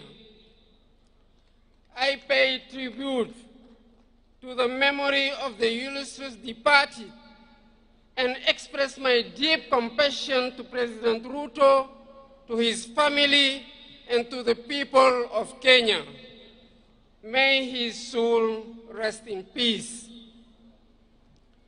I would like to thank President Ruto for the warm welcome and all the attention we accorded to me and my delegation since our arrival in this brotherly country, home to the wonders of Masai Mara and Kilimanjaro. I am here in the invitation of my brother, President William Ruto, as a guest of honor on this day celebrating Kenyan heroes. I express my gratitude to him for this gesture that shows the excellent quality of relations between our two countries. I'm also here because I'm deeply committed to the duty of remembrance. Our heroes deserve all honors. They deserve our respect. They deserve our admiration. The celebration of Kenyan heroes who risked their lives fighting for the independence of their country is a great tribute that commands respect and pride. The members of Mau Mau National Liberation Movement suffered fierce repression at the hands of those whose sole aim was to perpetuate the colonial order. Jomo Kenyatta, Achieng Oneko, Bildad Kagia, Fred Kubai, Kangu Kurumba, Paul Kay, and their companions suffered the worst horrors of the colonial power, leading to the death of thousands of Kenyans, countless arrests, torture, and massive internment. Their fate is a reminder that colonial history is not just about enslavement, but also and above all about struggle, dignity, and justice too long delayed. I would like to seize this opportunity to pay tribute to these worthy sons and daughters of Kenya and African whose memory must be etched out into our collective consciousness. I admire their courage and determination in the anti-colonial resistance. With their blood and sweat, they wrote a great page in the glorious history of liberation. Ladies and gentlemen, colonial repression was not an isolated case in Kenya. We suffered the same in Senegal, where anti-colonial national resistance movements blossomed against the European imperialist power offensive in Africa. Our fellow countrymen suffered unspeakable repression.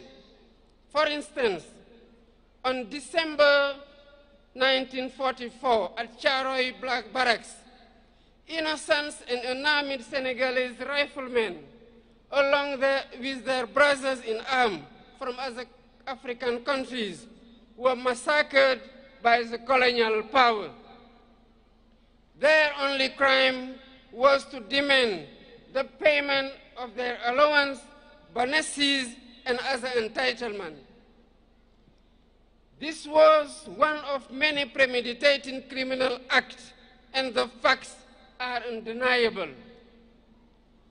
Out of duty of remembrance, truth, and justice, we cannot forget these horrors nor the sacrifice of our national liberation heroes and founding fathers of our nations. The full history must be recalled. These valiant sons and daughters of Africa must be celebrated because celebration is an educational tool in the transmission of our values and virtues. This is why I initiated a series of activities to pay tribute to all victims of slavery, colonialism, and all past injustice.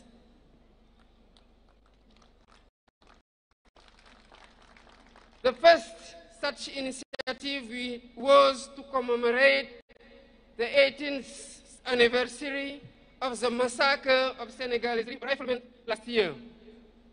We are preparing to mark the second edition on December next, in communion with the 16 other troops contributing nations to the regiment commonly known as Senegalese riflemen. Ladies and gentlemen, to consolidate these various remembrance initiatives on the African continent, it is vital that we develop synergy in our efforts. I am on the view that to reclaim our history and restore the memory and dignity of these valiant Africans, we need to take several steps, including, first, build monuments and museums in honor of our heroes to serve as open spaces of reverence and remembrance. Second, build documentation and research centers to keep records, testimonies, and narratives about our heroes, while supporting research and education on this history of great African resistance fighters against slavery, colonialism, and worse form and injustice. Third, our streets, public squares, and buildings shall bear the names of our heroes so that their sacrifice and faith of arms be etched into our daily life and collective history.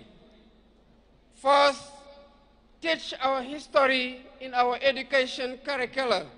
Thus, future generation will grow up with a thorough understanding of these episodes of our past. Fifth, initiate throughout Africa days dedicated to our heroes, like the one we are celebrating today.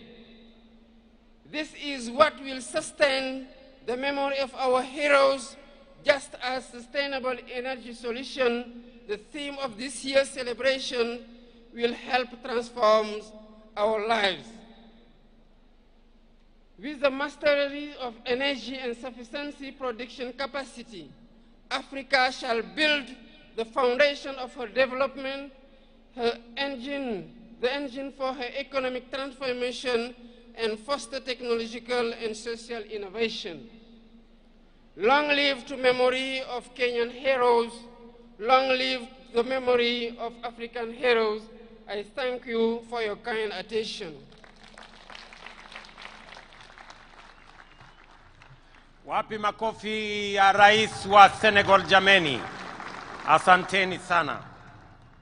Sasa nimuite kwa heshima kubwa Mama Prime Minister wa kutoka nchi ya Mozambique.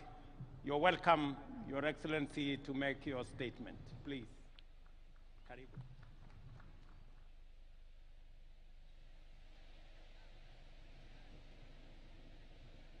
Habari mchana. Sua Excelência William Ruto, Presidente da República do Quênia. Sua Excelência Bassirou Faye, Presidente da República do Senegal. Excelências, minhas senhoras, meus senhores, todo o protocolo observado. Your Excellency William Ruto, President of the Republic of Kenya. Your Excellency Bassirou Faye, President of the Republic of Senegal. Excellencies, ladies and gentlemen, all protocols observed. Iniciamos a nossa intervenção transmitindo as calorosas saudações e cumprimentos de Daniel Francisco Chapo, Presidente da República de Moçambique, a todos aqui presentes e, em particular, ao povo amigo e irmão queniano que hoje celebra o Mashujaa Day, Dia dos Heróis. I begin my remarks by conveying warm greetings and best wishes from His Excellency Daniel Francisco Chapo, President of the Republic of Mozambique, to all those present here today, and in particular to the friendly and brotherly people of Kenya, who today celebrate Mashujaa Day, the Day of Heroes. Manifestamos os nossos mais sentidos pésamos e condolências ao povo, governo queniano e a família enlutada pelo desaparecimento físico de Sua Excelência Raila Odinga. We extend our deepest condolences and heartfelt sympathy to the people and government of Kenya and to the bereaved family on the passing of the late Right Honorable Raila Odinga. Com seu desaparecimento físico, Quênia e todos os países africanos perdem um verdadeiro nacionalista cuja voz continuará a ecoar na luta por uma sociedade mais justa e democrática. With his passing, Kenya, and indeed all African nations, have lost a true nationalist whose voice will continue to resonate in the struggle for a more just and democratic society. Excelências, as festividades e comemorações do Dia de Heróis que hoje aqui assinalamos, para além de ser um momento de recordações e homenagens, constitui um momento de introspecção e reflexão de uma nação sobre os feitos dos seus melhores filhos que lutaram, morreram e sacrificaram por uma causa tão nobre que é a de libertar, construir, preservar e consolidar o seu país.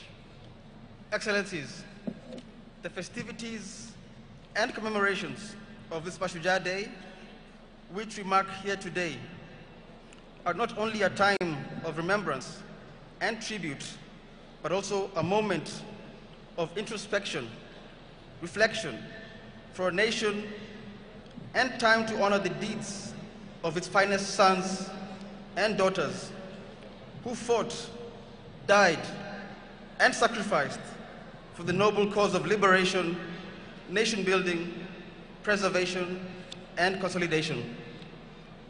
Recordar os pais fundadores do país, Jomo Kenyatta e seus 5 companheiros, assim como outros heróis conhecidos e anônimos, é um ato de preservação da história coletiva do povo queniano.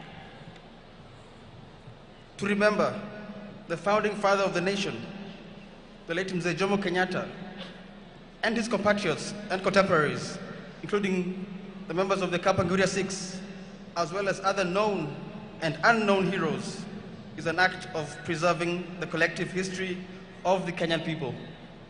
Esta efeméride é também de reafirmação da sua visão, valores e determinação, elementos estes que continuam a servir de alicerce e bússola para a contínua construção de uma Quênia que se pretende cada vez mais desenvolvida, justa e inclusiva. This occasion is also one of reaffirmation of Kenya's vision, values, and determination, elements that continue to serve as the foundation and compass for building a Kenya that aspires to be ever more developed, just, and inclusive. Os seus ensinamentos, ideais e valores continuam vivos, não só no seio dos quenianos, como também dos povos africanos, constituindo ferramentas e referências fundamentais para que continuemos a construir e a consolidar as conquistas até aqui alcançadas.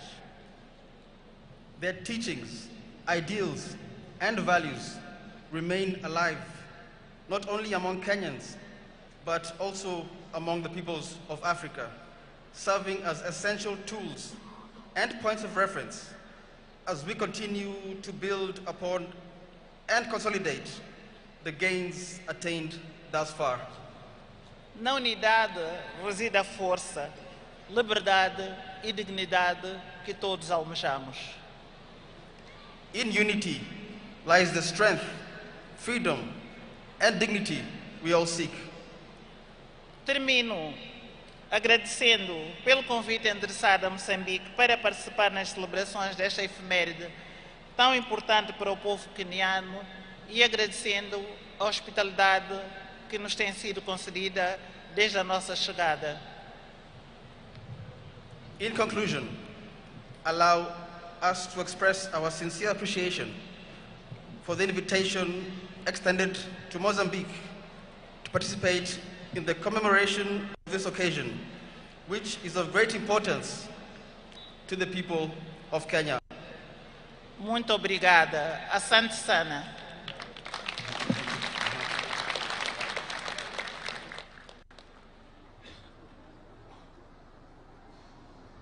Asante sana Mheshimiwa Prime Minister. Wapi makofi ya mama Prime Minister wa kutoka Mozambique jameni? Asanteni sana.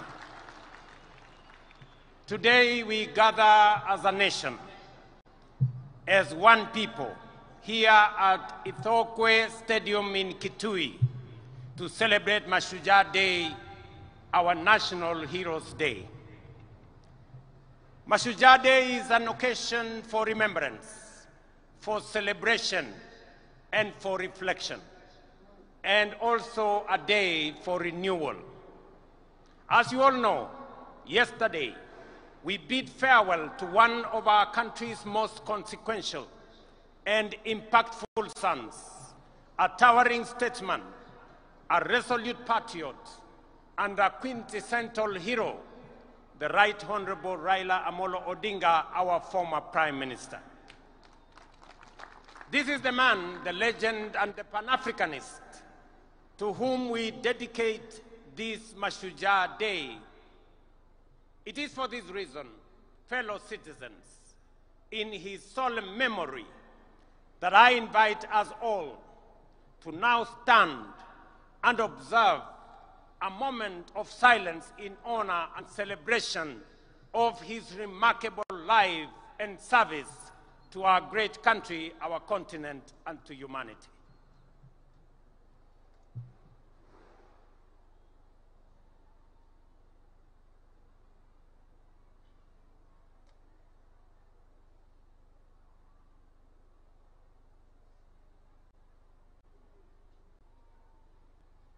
Thank you very much. Thank you very much. Sons and daughters of our motherland, Kenya, Raila Amolo Odinga aspired and labored for a Kenya that is free, that is fair, governed by the rule of law, and filled with limitless opportunity for all of us. Baba envisioned and fought for a nation where, in the immortal words of our national anthem, justice is everyone's shield and defender, where we all dwell in unity, peace, and liberty, and a Kenya that has plenty within its borders.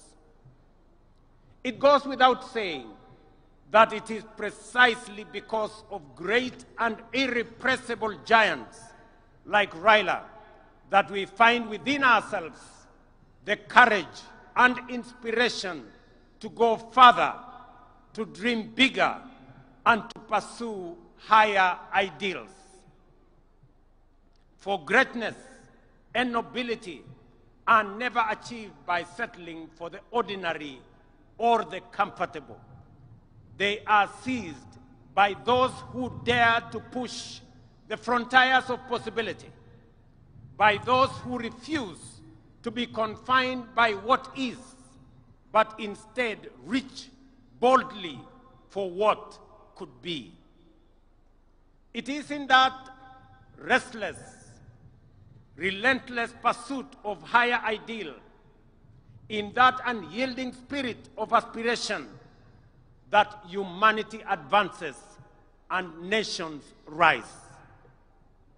For it is only by stretching beyond our limit that we discover our true strength and fulfill our full destiny. Fellow citizens, as we emerge from a week of profound sorrow and reflection, and as the nation continues to observe the 7 days of mourning on the passing of our former Prime Minister, it is both fitting and worthy that we anchor this year's Mashujaa celebration in the extraordinary and consequential life of our departed legend, the Right Honorable Raila Odinga. In honoring his memory, we also draw from his journey of enduring lessons of courage, service, and unyielding love for country. The first lesson that Baba taught us is to put country above self. Time and again, he reminded us that no disagreement is greater than our unity, no ambition more important than our peace, and no personal interest higher than the welfare of our nation. He famously declared that he would shake the hands of his rivals, whether he won or lost, because he loved Kenya more than he loved Raila Amolo Odinga. That was the measure of the greatness of a man. Early this year, when I invited him to address our cabinet retreat, Baba reiterated the need to ensure, above all else, that Kenya remains a stable and a secure nation. He reminded us that we may hold lofty visions and great ambition, that we may dream big, daring dreams, but without a country and a stable political environment, they would remain mere wishes. Perhaps, more significantly, he told us that an imperfect nation striving for perfection is far better than one that is consumed by chaos and anarchy. And he could readily point to countries in our region that were once stable, but later descended into turmoil and disorder, and decades on, they are yet to regain their stability. There are people still enduring untold suffering and loss. This is the critical lesson that those who criticized and faulted Baba for working with us to stabilize the nation forget or refuse to acknowledge, or they just simply don't care. When some saw the opportunity to bring down their competitors, even if it meant bringing down the country, Baba chose the stability of Kenya. For Agwambo, the specter of a failed state was too grave to contemplate.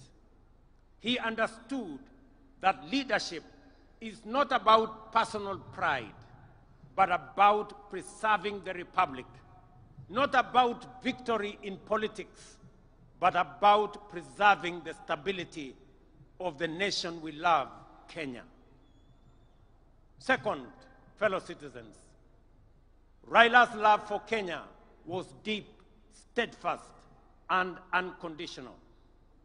He once told us that if he were to die and God asked him where he would wish to be born again, he would say without hesitation, "Take me back to Kenya." Such was the depth of his devotion to our beloved nation. He knew that Kenya, like all nations, was not perfect, that nation building was work in progress, that it is only renewed with every generation. He understood that we are an imperfect people, always striving towards a more perfect union. Yet even in our flaws, he saw magic and beauty. In our struggles, he discerned promise, and in our contradictions, he could pick out hope and unity. To Raila, there was no place on earth more worthy of devotion, no people more deserving of faith, and no dream more noble than the Kenyan dream. Thirdly, Baba's life was an example of always choosing and closing ranks for the common good. When our nation faced turbulence last year, for example, I reached out across the political divide. Baba was the first to come to the table to help steady the ship of state, leading to the formation of the broad-based government that has since stabilized our economy and our nation.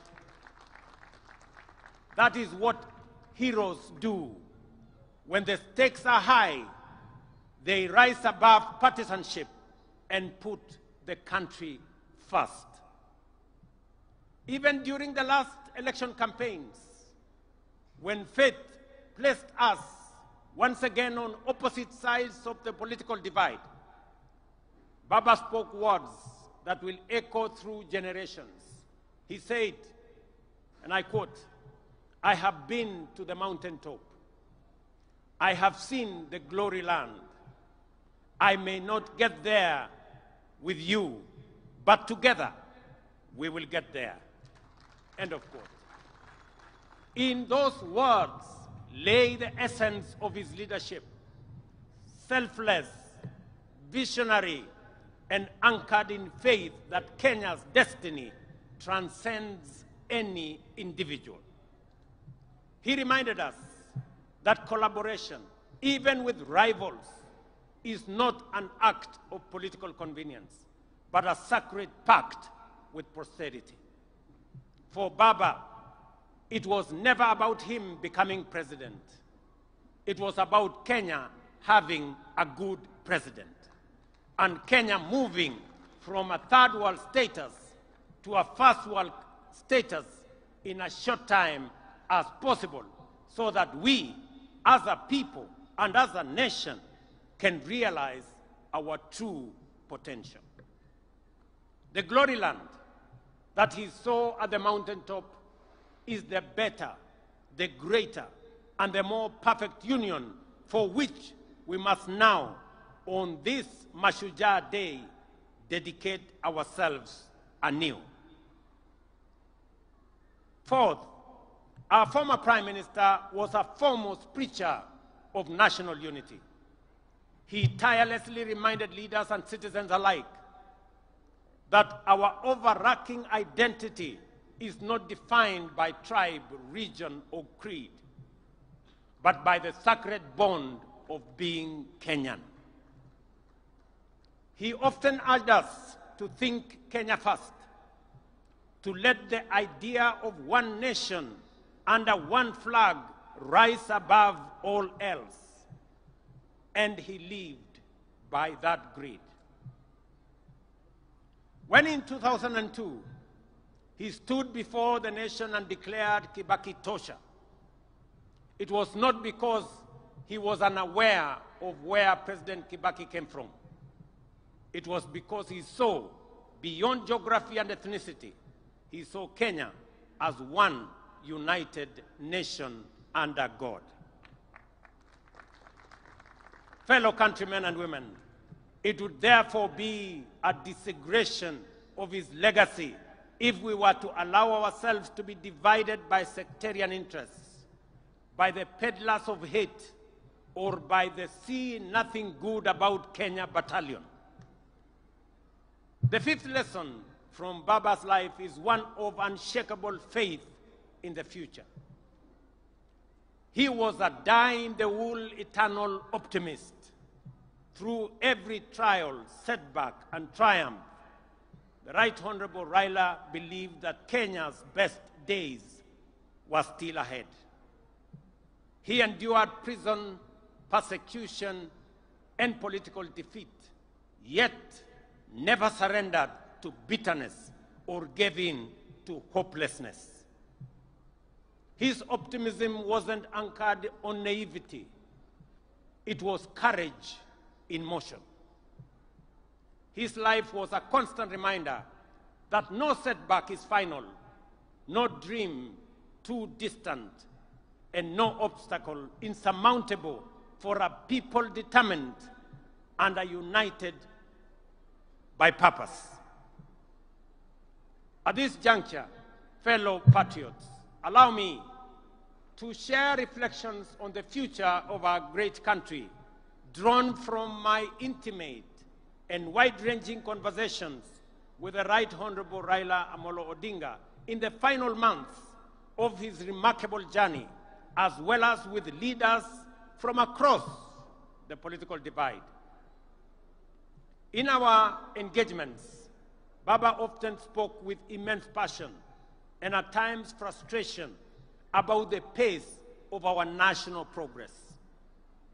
He would often wonder why nations like South Korea, Singapore, or Malaysia which were once at par with Kenya just a few decades ago, had leapt forward to first world status while we still grapple with the basics.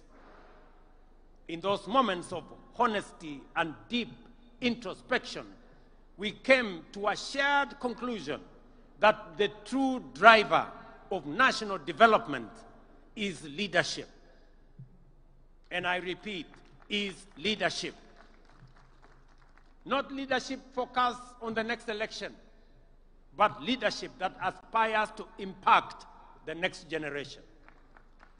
Leadership that dares to dream beyond its time and even its capacity.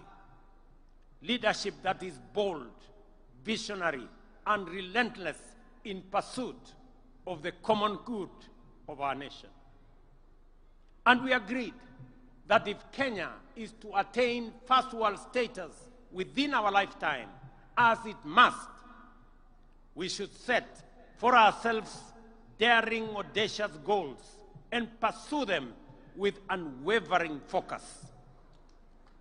It is in this very conviction, ladies and gentlemen, that has guided my engagements with leaders and stakeholders from across the political divide. I have consulted with my former boss, the fourth president of Kenya, His Excellency Uhuru Kenyatta. I have held discussions with majority of members of parliament, and they are here. I have consulted with many governors and grassroots leaders from every corner of the nation. And I will continue to engage because Kenya's progress must never be a partisan pursuit. It is a national inclusive mission. Through these deliberations, I have arrived at a clear conclusion that although we have made commendable progress in stabilizing the nation over the last 3 years, the time has come to take the country to the next level. And to do so, we must act decisively on at least 3 national priorities. Our first priority is food security. We cannot speak of prosperity while spending over 500 billion shillings every year importing food into Kenya, including maize, importing wheat, rice, sugar, edible oil, among many. This is not just an economic burden to us. It is a threat to our sovereignty. A nation that cannot feed itself, ladies and gentlemen, is not a nation that can claim to be free or sovereign. The only viable path available for us towards this goal now, fellow citizens, is through the expansion of irrigation and the modernization of our agriculture. Rain-fed farming can no longer sustain our growing population or our aspirations. That is why we have now set an ambitious target to build at least 50 mega dams across Kenya and to bring at least 2 million acres under irrigation. Let me emphasize that this is not a far-fetched dream. It is a necessity that must be realized within the next decade. We must become not only a food-secure nation, but also a major exporter of farm produce in the coming years. We have many markets that we have negotiated. We have the American markets under ACOA. We have the Chinese market that is now open for us. We have the European market that we have negotiated under the Economic Partnership Agreement. We have the Africa Continental Free Trade Area market of 1.4 billion that we can export to. Our second priority is enhanced value addition, agro-processing, and manufacturing through industrialization. To transform Kenya into a prosperous, job-creating, wealthy nation, we must become a country that makes things not merely buys or imports them. A country that exports finished products, not raw materials. A country where industries absorb labor, spur innovation, and expand wealth across every region. We are already laying the foundation for this transformation. Through the Africa Growth and Industrialization Initiative, and in partnership with the Afri-Exim Bank, we are establishing special economic zones in different parts of Kenya, in Rea Vipingo, in Dongo Kundu, in Naivasha, in Sagana, in Thika, in Nakuru, in Eldoret, in Busia, in Kisumu, and many other special economic zone areas that we are finding land. These zones will host textile, agro-processing, assembly, and light manufacturing industries, creating tens of thousands of jobs. At the county level, as was mentioned by the governor of Kitui here, we are rolling out county aggregation and industrial parks in all 47 counties. These parks will link farmers to processors, entrepreneurs to markets, and small entrepreneurs to national and regional value chains. We are unwavering in our vision that everything Kenya produces must be processed in Kenya.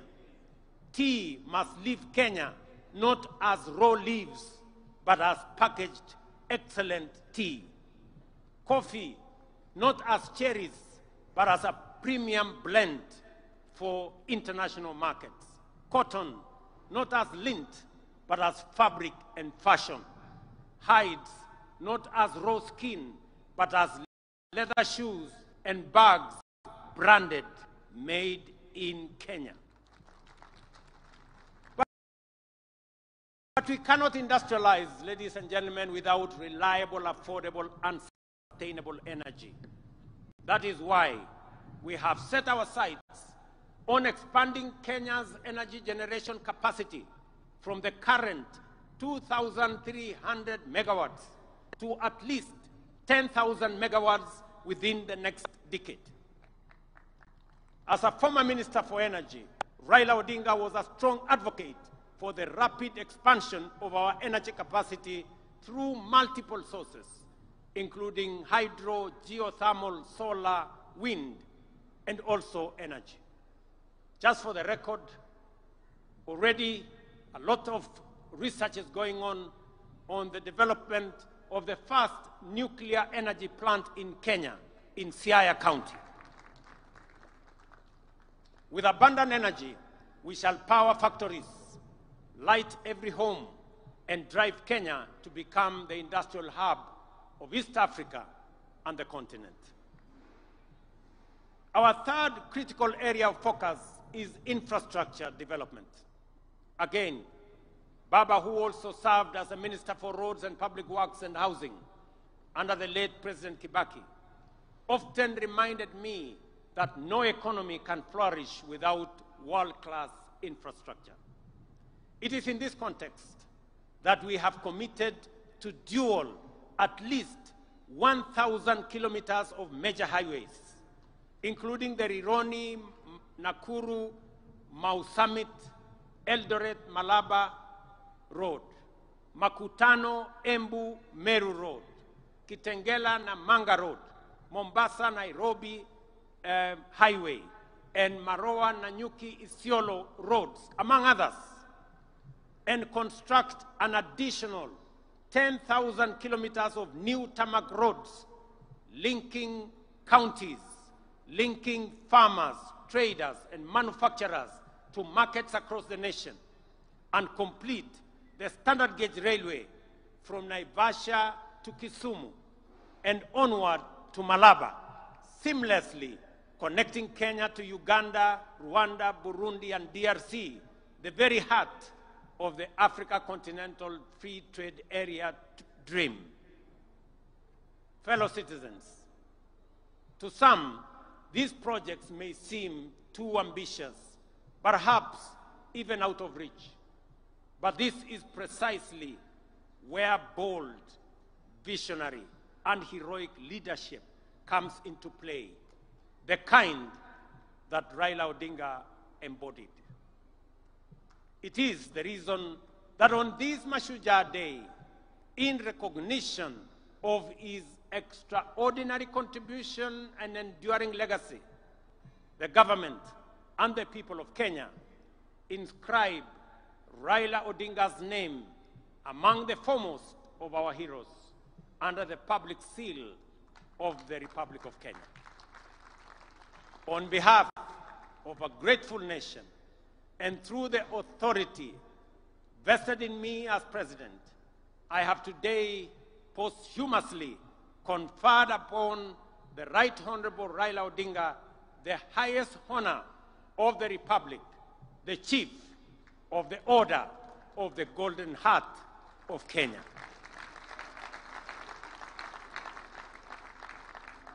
Fellow citizens, I recall that when I spoke during Raila Odinga's state funeral, I wondered, where will another Raila come from?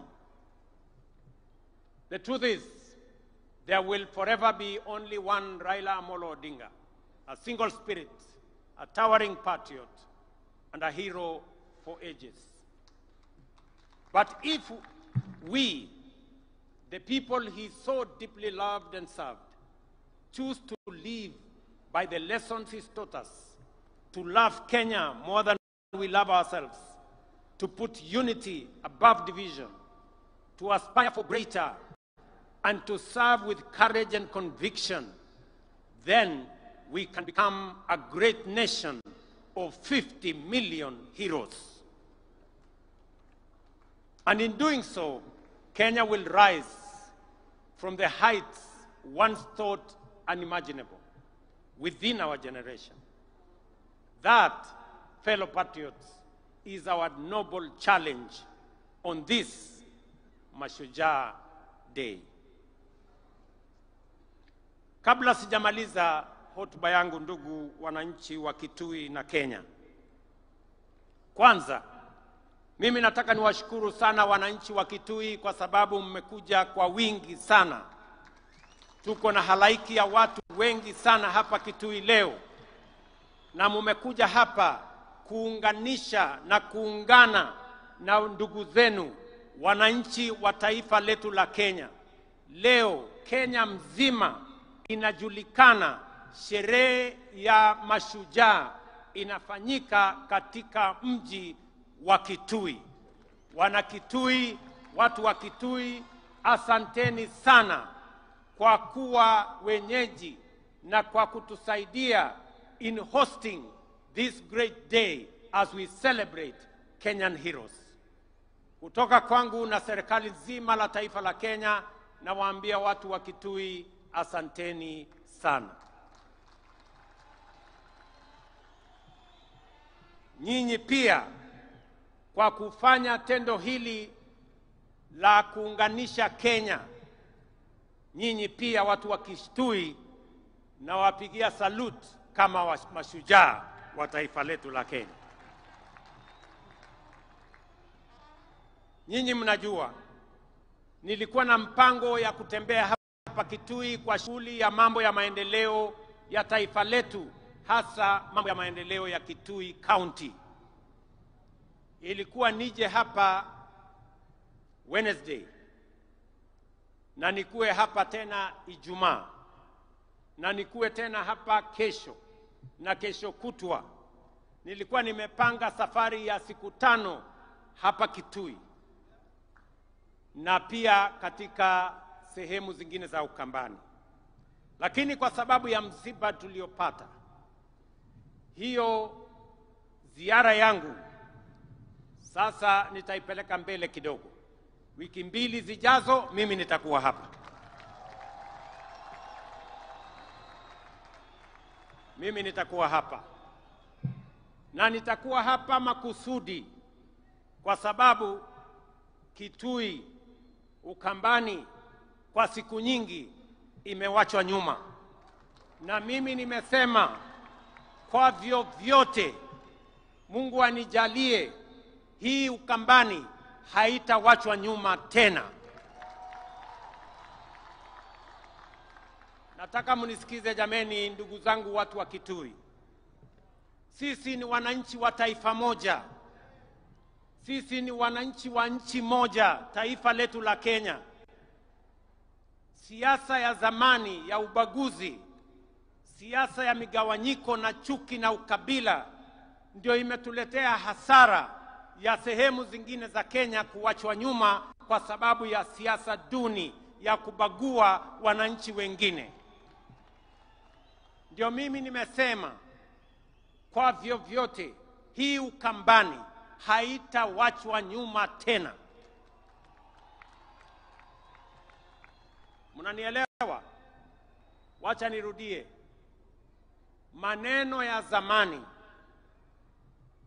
ya kusema sijui bomwe, sijui betwe, Ukambani ikabaki nyuma, haitatendeka tena.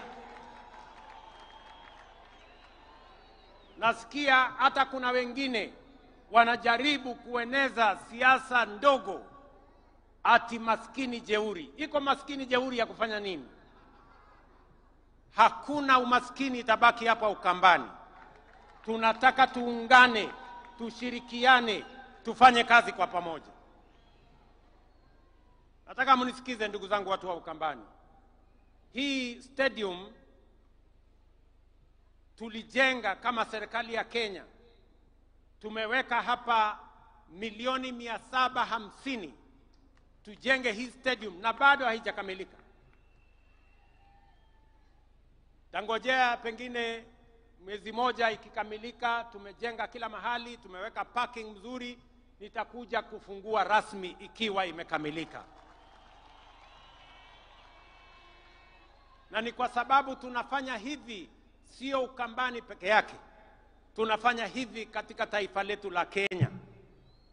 Pia nimeamrisha wizara ambayo inahusika na michezo pia tujenge stadium kama hii pale Machakos, na tujenge stadium kama hii pale Wote, pale Makueni, kwa sababu nchi ya Kenya ni nchi ambayo inajulikana na ni mashuhuri kwa mambo ya michezo, na sababu hiyo stadium and infrastructure ya mambo ya michezo lazima tuwe nayo. Wewe Waziri Mburia unajua vile utafanya tukamilishe hii, ili mapema mwaka ujao tuanze Machakos na tuanze pale Makueni, kwa sababu tunataka Ukambani itembee sambamba na sehemu zingine za taifa letu la Kenya. Hapa vile vile tumejenga uwanja wa ndege. Mimi nataka niwaeleze ya kwamba hiyo uwanja haijakamilika. Bado tutajenga terminal building. Tunataka hiyo uwanja ikae kama viwanja zingine za ndege sehemu zote za Kenya. Hapa vile vile kiongozi governor amesema kuna barabara tulisema tumetengeneza. Kuna zingine zimekamilika, kuna zingine bado. Mimi nataka niwahakikishie yale yote ambayo tuliweka katika mpango yetu tutakamilisha, kwa sababu tunataka wakati tunabadilisha Kenya pia Ukambani inabadilika. Sio hivyo peke yake. Nyinyi mnajua ya kwamba mulituuliza tujenge barabara kutoka Kibwezi, na mulisema hiyo barabara iende mpaka ishikane kule Mwingi. Hiyo barabara tulijenga ikakuja ikakwama mahali fulani pale. Mahali inaitwa kwa siku ama ni kwa nani? Kwa siku hapo. Sasa mimi nataka niwatangazie. Mahali hiyo barabara ilikwama.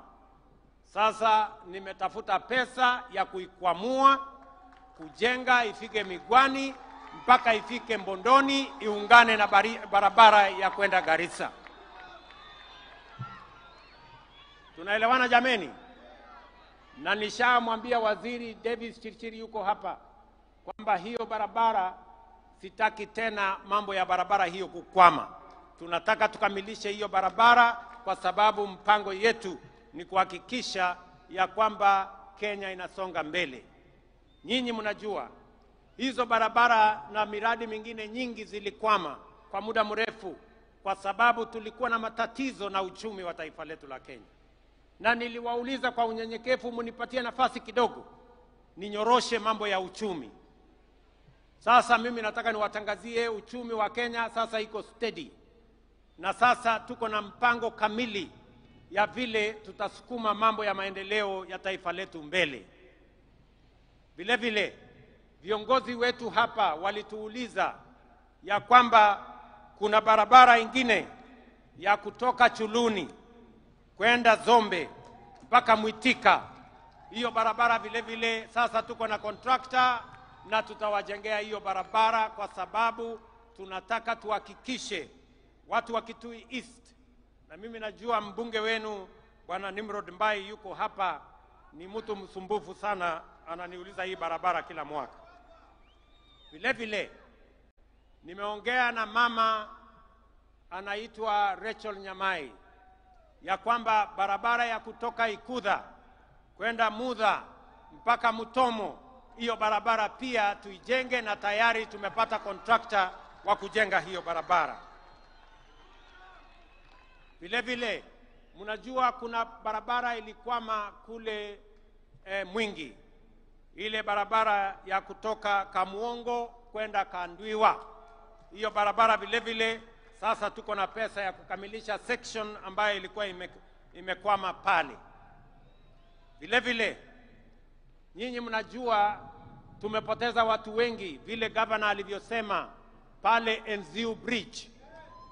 Hiyo daraja imekuwa daraja ya maafa.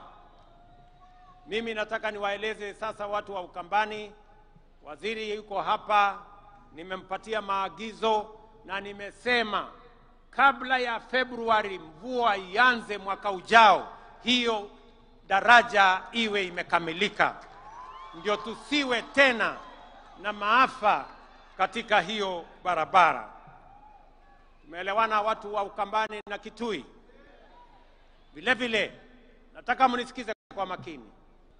Hapa Kitui pia tuko na mpango mkubwa ya kusambaza stima. Nilikuwa nije hapa hiyo siku kwa sababu ya harakati hiyo ya kusukuma stima. Mimi naelewa kupitia viongozi wenu ya kwamba bado tuko na wananchi wengi hawajafikiwa na huduma ya stima. Ni kweli ama si kweli? Sababu hiyo serikali ya Kenya imetoa pesa shilingi bilioni 2.2 kuunganisha manyumba ya wananchi hapa Kitui 16,500 mpya between now and February next year. Hizo manyumba 16,000 tutakuwa tumeziunganisha stima, na baadaye tutakubaliana baada ya hiyo awamu tutapanga tena vile tutahakikisha kwamba stima inafika kwa manyumba zenu na tunaondoa giza, ndio shetani ashindwe. Mimi vile vile nataka niwaeleze ya kwamba hapa Kitui kupitia program yetu ya affordable housing markets pamoja na hostels tumewapatia budget ya shilingi bilioni 15 ya Kitui. Tayari tuko na projects ya shilingi bilioni 7. Tuko na soko, mmesikia governor akisema soko kubwa ya Kitui Town. Hiyo soko kubwa ya Kitui Town sasa tutaichukua kutoka county, tutaimaliza na tutakamilisha. Vile vile soko ya Mwingi Town, pia pale Mwingi Town tunataka kujenga soko kubwa kwa sababu mji wa Mwingi ni mji mkubwa. Vile vile kuna soko ya mahali inaitwa Kalundu. Ni mnajua mahali Kalundu iko. Na soko pale Kabati pia tunataka kujenga soko kubwa, na vile vile Mutomo tujenge soko kubwa. Alafu tuko na soko zingine 10 katika sehemu mbalimbali. Soko yote tunajenga hapa Kitui ni soko 14 mpya ambayo itasaidia wakulima wetu waweze kupata mahali ya kupeleka mazao yao isiharibike. Tuwe na storage, tuwe na cold room, tuwe na mahali ya kuuza, mahali kuna heshima, mahali kuna maji, mahali kuna stima, na mahali wale wote wanaofanya hiyo biashara wanaweza kuendesha biashara hiyo bila ya matatizo yeyote. Vile vile sasa tumepatiana kandarasi ya hostels ya vijana katika TVET zetu, universities hapa Kitui. Wanafunzi 5,600 watafaidika kutoka hostels ambazo tumetangaza kandarasi na tutajenga in the next 1 year ziwe zimekuwa complete. Mimi naelewa vile vile kwamba hapa Kitui tuko na shida ya mambo ya maji. Kweli si kweli? Mnajua tuko na damu kubwa hapa Thwake, na hiyo damu imejengwa muda mrefu. Mimi sasa nataka niwatangazia kwamba tumepata pesa bilioni 9 ya kukamilisha hiyo damu ya Thwake. By April, May next year, that dam will be complete, na itasaidia watu wa Kitui, watu wa Makueni na watu wa Machakos. Tutaweza kupata maji ya manyumbani na maji ya irrigation. Na ili kuondoa chafu, nyinyi mnajua hiyo mto ambaye inatoka Nairobi ndio inaleta maji mpaka hapa Kitui. Pia kule Nairobi ndio tusiwaletee maji machafu. Kule Nairobi tuko na mpango kubwa ya kusafisha Nairobi River ambayo inaendelea saa hizi. Tuko na vijana karibu 40,000 wanashughulika na kusafisha Nairobi River ili maji itakayotoka kule iingie hapa Kitui, iende Thwake, isiwe ni maji machafu. Tuhakikisha kwamba mnapata maji masafi ndio tuweze kutumia manyumbani na vile vile tuweze kutumia kwa mambo ya kilimo. Vile vile umesikia kiongozi wamesema ya kwamba pia Umadam. Hii Umadam ilianzishwa miaka 15 iliyopita. Sasa hii ni aibu kidogo. Hii dam jameni, mimi nataka tumalize hii dam by next year, hata kama haijafika mwezi wa 4 tumalize hiyo dam. Hii dam haiwezi kuwa inajengwa watoto watazeeka tukijenga hiyo dam. Kwa hivyo mimi nimemwambia waziri, na waziri yuko hapa, Bwana Muridhi, mambo ya hiyo dam, whatever it takes, we must get the resources and complete that dam, kwa sababu watu wa Kitui wanahitaji maji kutoka dam hiyo ya hapo Uma.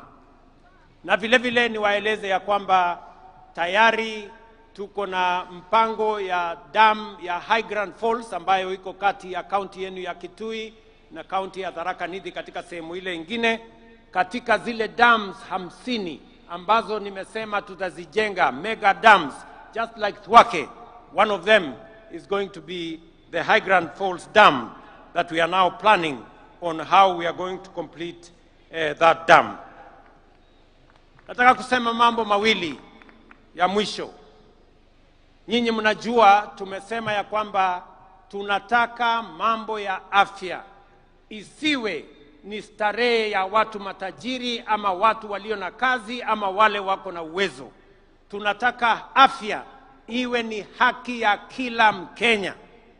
Na sababu hiyo ndio tumeweka mpango mpya wa universal health coverage ambayo itahakikisha kwamba kila Mkenya anaweza kwenda hospitali yeyote atibiwe na mpango wa serikali iweze kulipia gharama ya hospitali.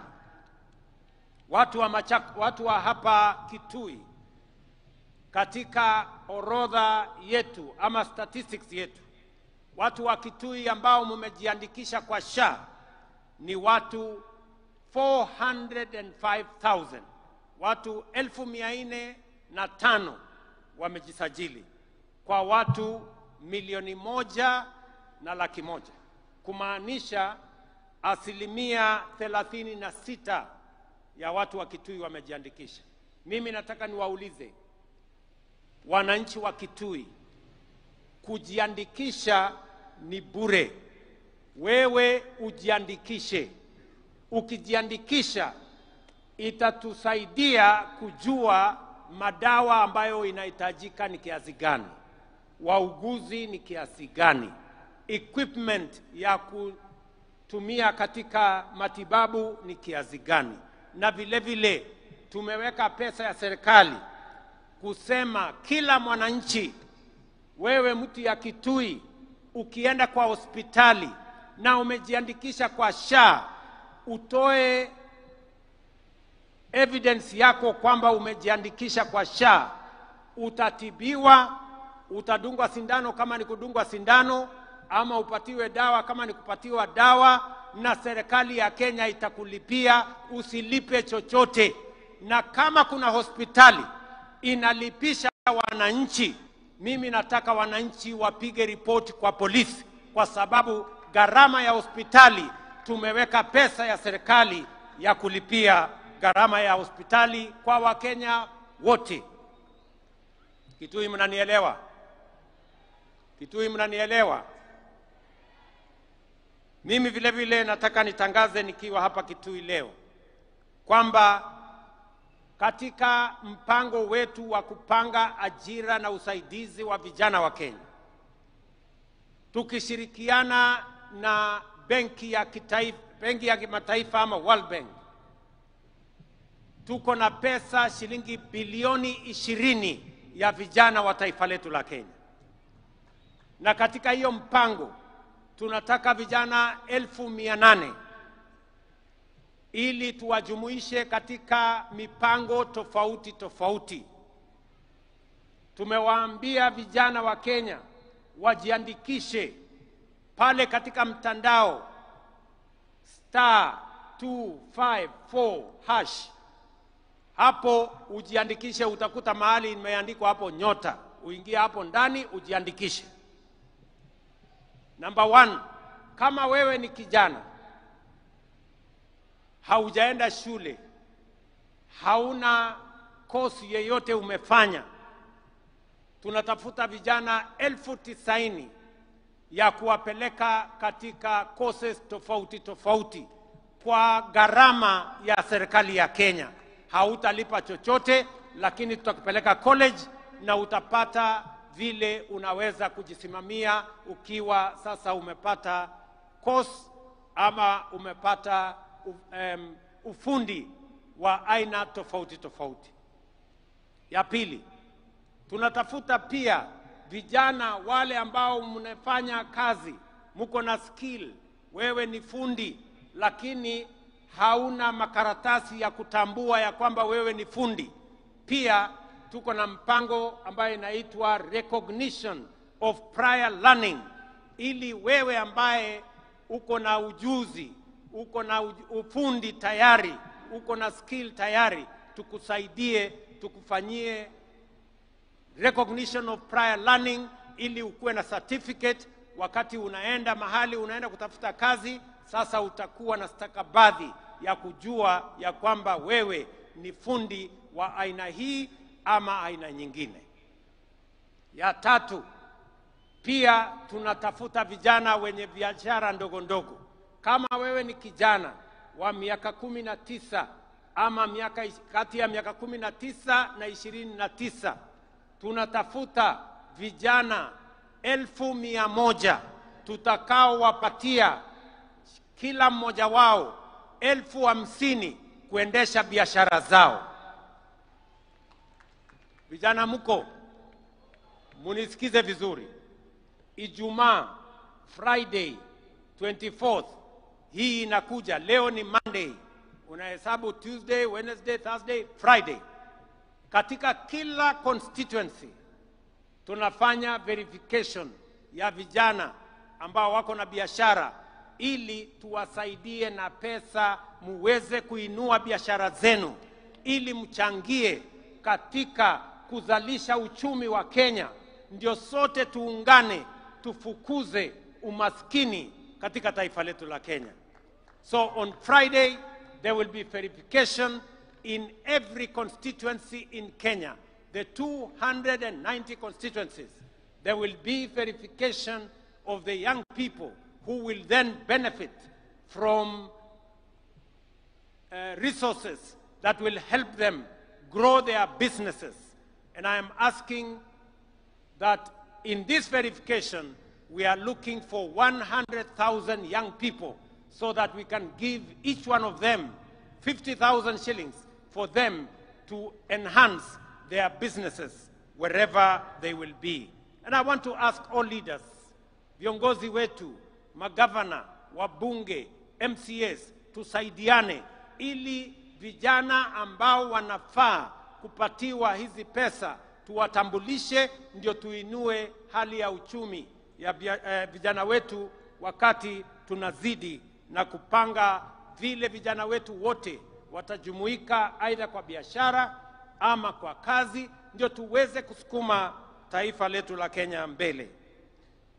Mwisho, na mimi nataka niseme tutaanza disbursement ya hiyo pesa tarehe 4 mwezi ujao. In another 2 weeks, we will now start the disbursement of the money to the youth that will have been identified beginning 4th of next month, 4th of November, in the coming 2 weeks, so that we can run that program and see how many young people can benefit from that program. Hapa Ukambani, mimi najua kilimo yenu kubwa ni mambo ya pulses, cowpeas, na ile peas zingine zote pamoja na ndengu, na vile vile matunda, oranges, pamoja na mangoes. Na nishaongea na viongozi wa sehemu hii, gavana wenu Malombe nishaongea na yeye, anajua, we spoke sometime last year on a comprehensive plan of making sure that those agricultural products that can be manufactured from this region are elevated and become part of our bottom-up economic transformation plan to make sure that every part of Kenya, kama tunasaidia wengine kwa mambo ya kahawa na chai na sukari na mahindi na ngano, hapa Ukambani vile vile tunaweza kuwainua kwa yale mimea ambayo yanazalishwa katika sehemu hii. Ndugu watu wa Kitui, mimi nataka nimalizie kwa kuwauliza jameni. Na wauliza ninyi watu wa Kitui, nikiwauliza ndugu zetu wote wa taifa letu la Kenya. Imefika wakati katika taifa letu la Kenya, vile nimesema, tuwache kuagiza vyakula kutoka nje. Inawezekana tuzalishe chakula ya kutosha Kenya. Tunatumia zaidi ya bilioni 500 kila mwaka kuagiza chakula kutoka nje. Na ndio nimesema, ili tuweze kuhakikisha kwamba tunazalisha chakula ya kutosha, ili tuweze kuwa na products ambazo tutatumia katika masoko ile ambayo tumepata, ni lazima sasa tuwe na pesa ya kutengeneza dams ama mabwawa ya maji 50, yale yanaitwa mega dams, ndio tuweze kuzalisha chakula kutokana na kunyunyiza maji mashamba yetu, because all indications are that we are slowly exhausting land that we can generate food from rain-fed agriculture. That is why we need to build 50 mega dams, even if it will cost us between 900 billion and 1 trillion shillings. That money we can raise here in Kenya. We need to generate more energy. We cannot industrialize. We cannot be a manufacturing country if we have only 2,300 megawatts of energy. We need to generate, at the minimum, 10,000 megawatts so that we can power our industries. We can power our agro-processing and value addition and create products that we are going to export to the markets that we have already negotiated. And thirdly, we must build infrastructure. The late Raila Odinga told us, you cannot be a progressive first world country without first world infrastructure. We need to do more roads. That's why I've said we need to do 10,000 kilometers of tarmac. We need to do more dualing of roads. We need to do our airports. We need to do infrastructure that is going to support the progress and the prosperity of our nation. I want to ask us, I am asking leaders here in Ukambani, I am asking leaders, members of parliament from across Kenya, governors from across Kenya, I am asking political leaders from across Kenya that we hem in together, we rally together and lift this nation. Kenya is ripe for transitioning from a third world country to a first world country because we have what it takes and we have the resources that will lift this country forward.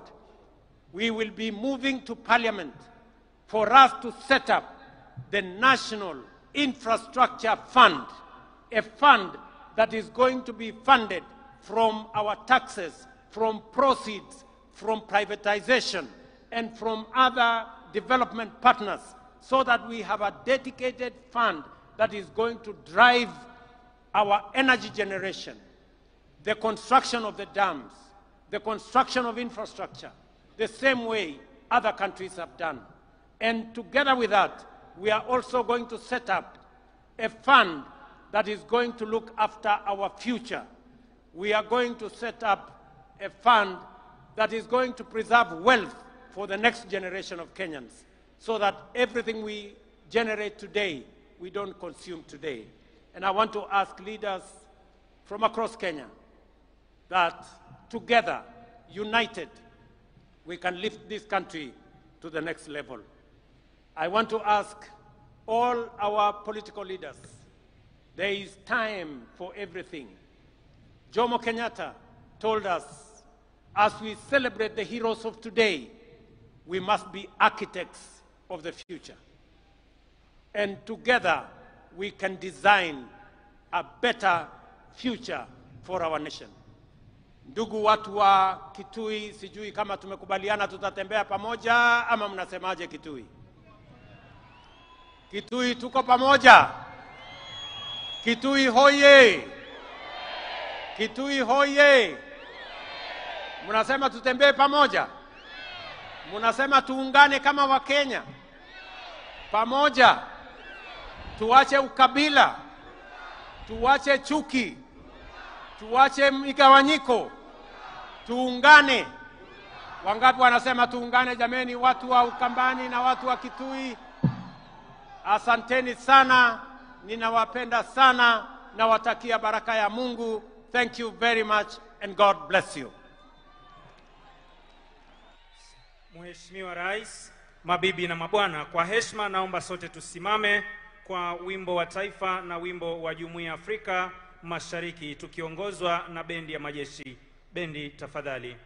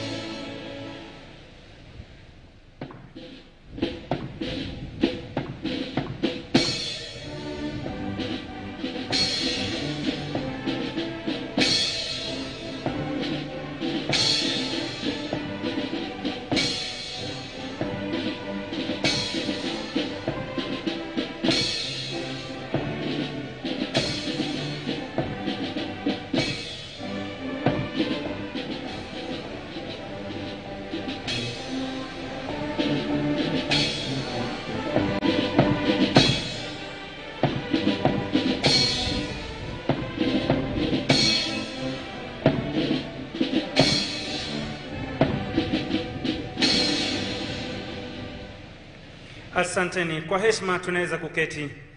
Tuketi tafadhali wananchi.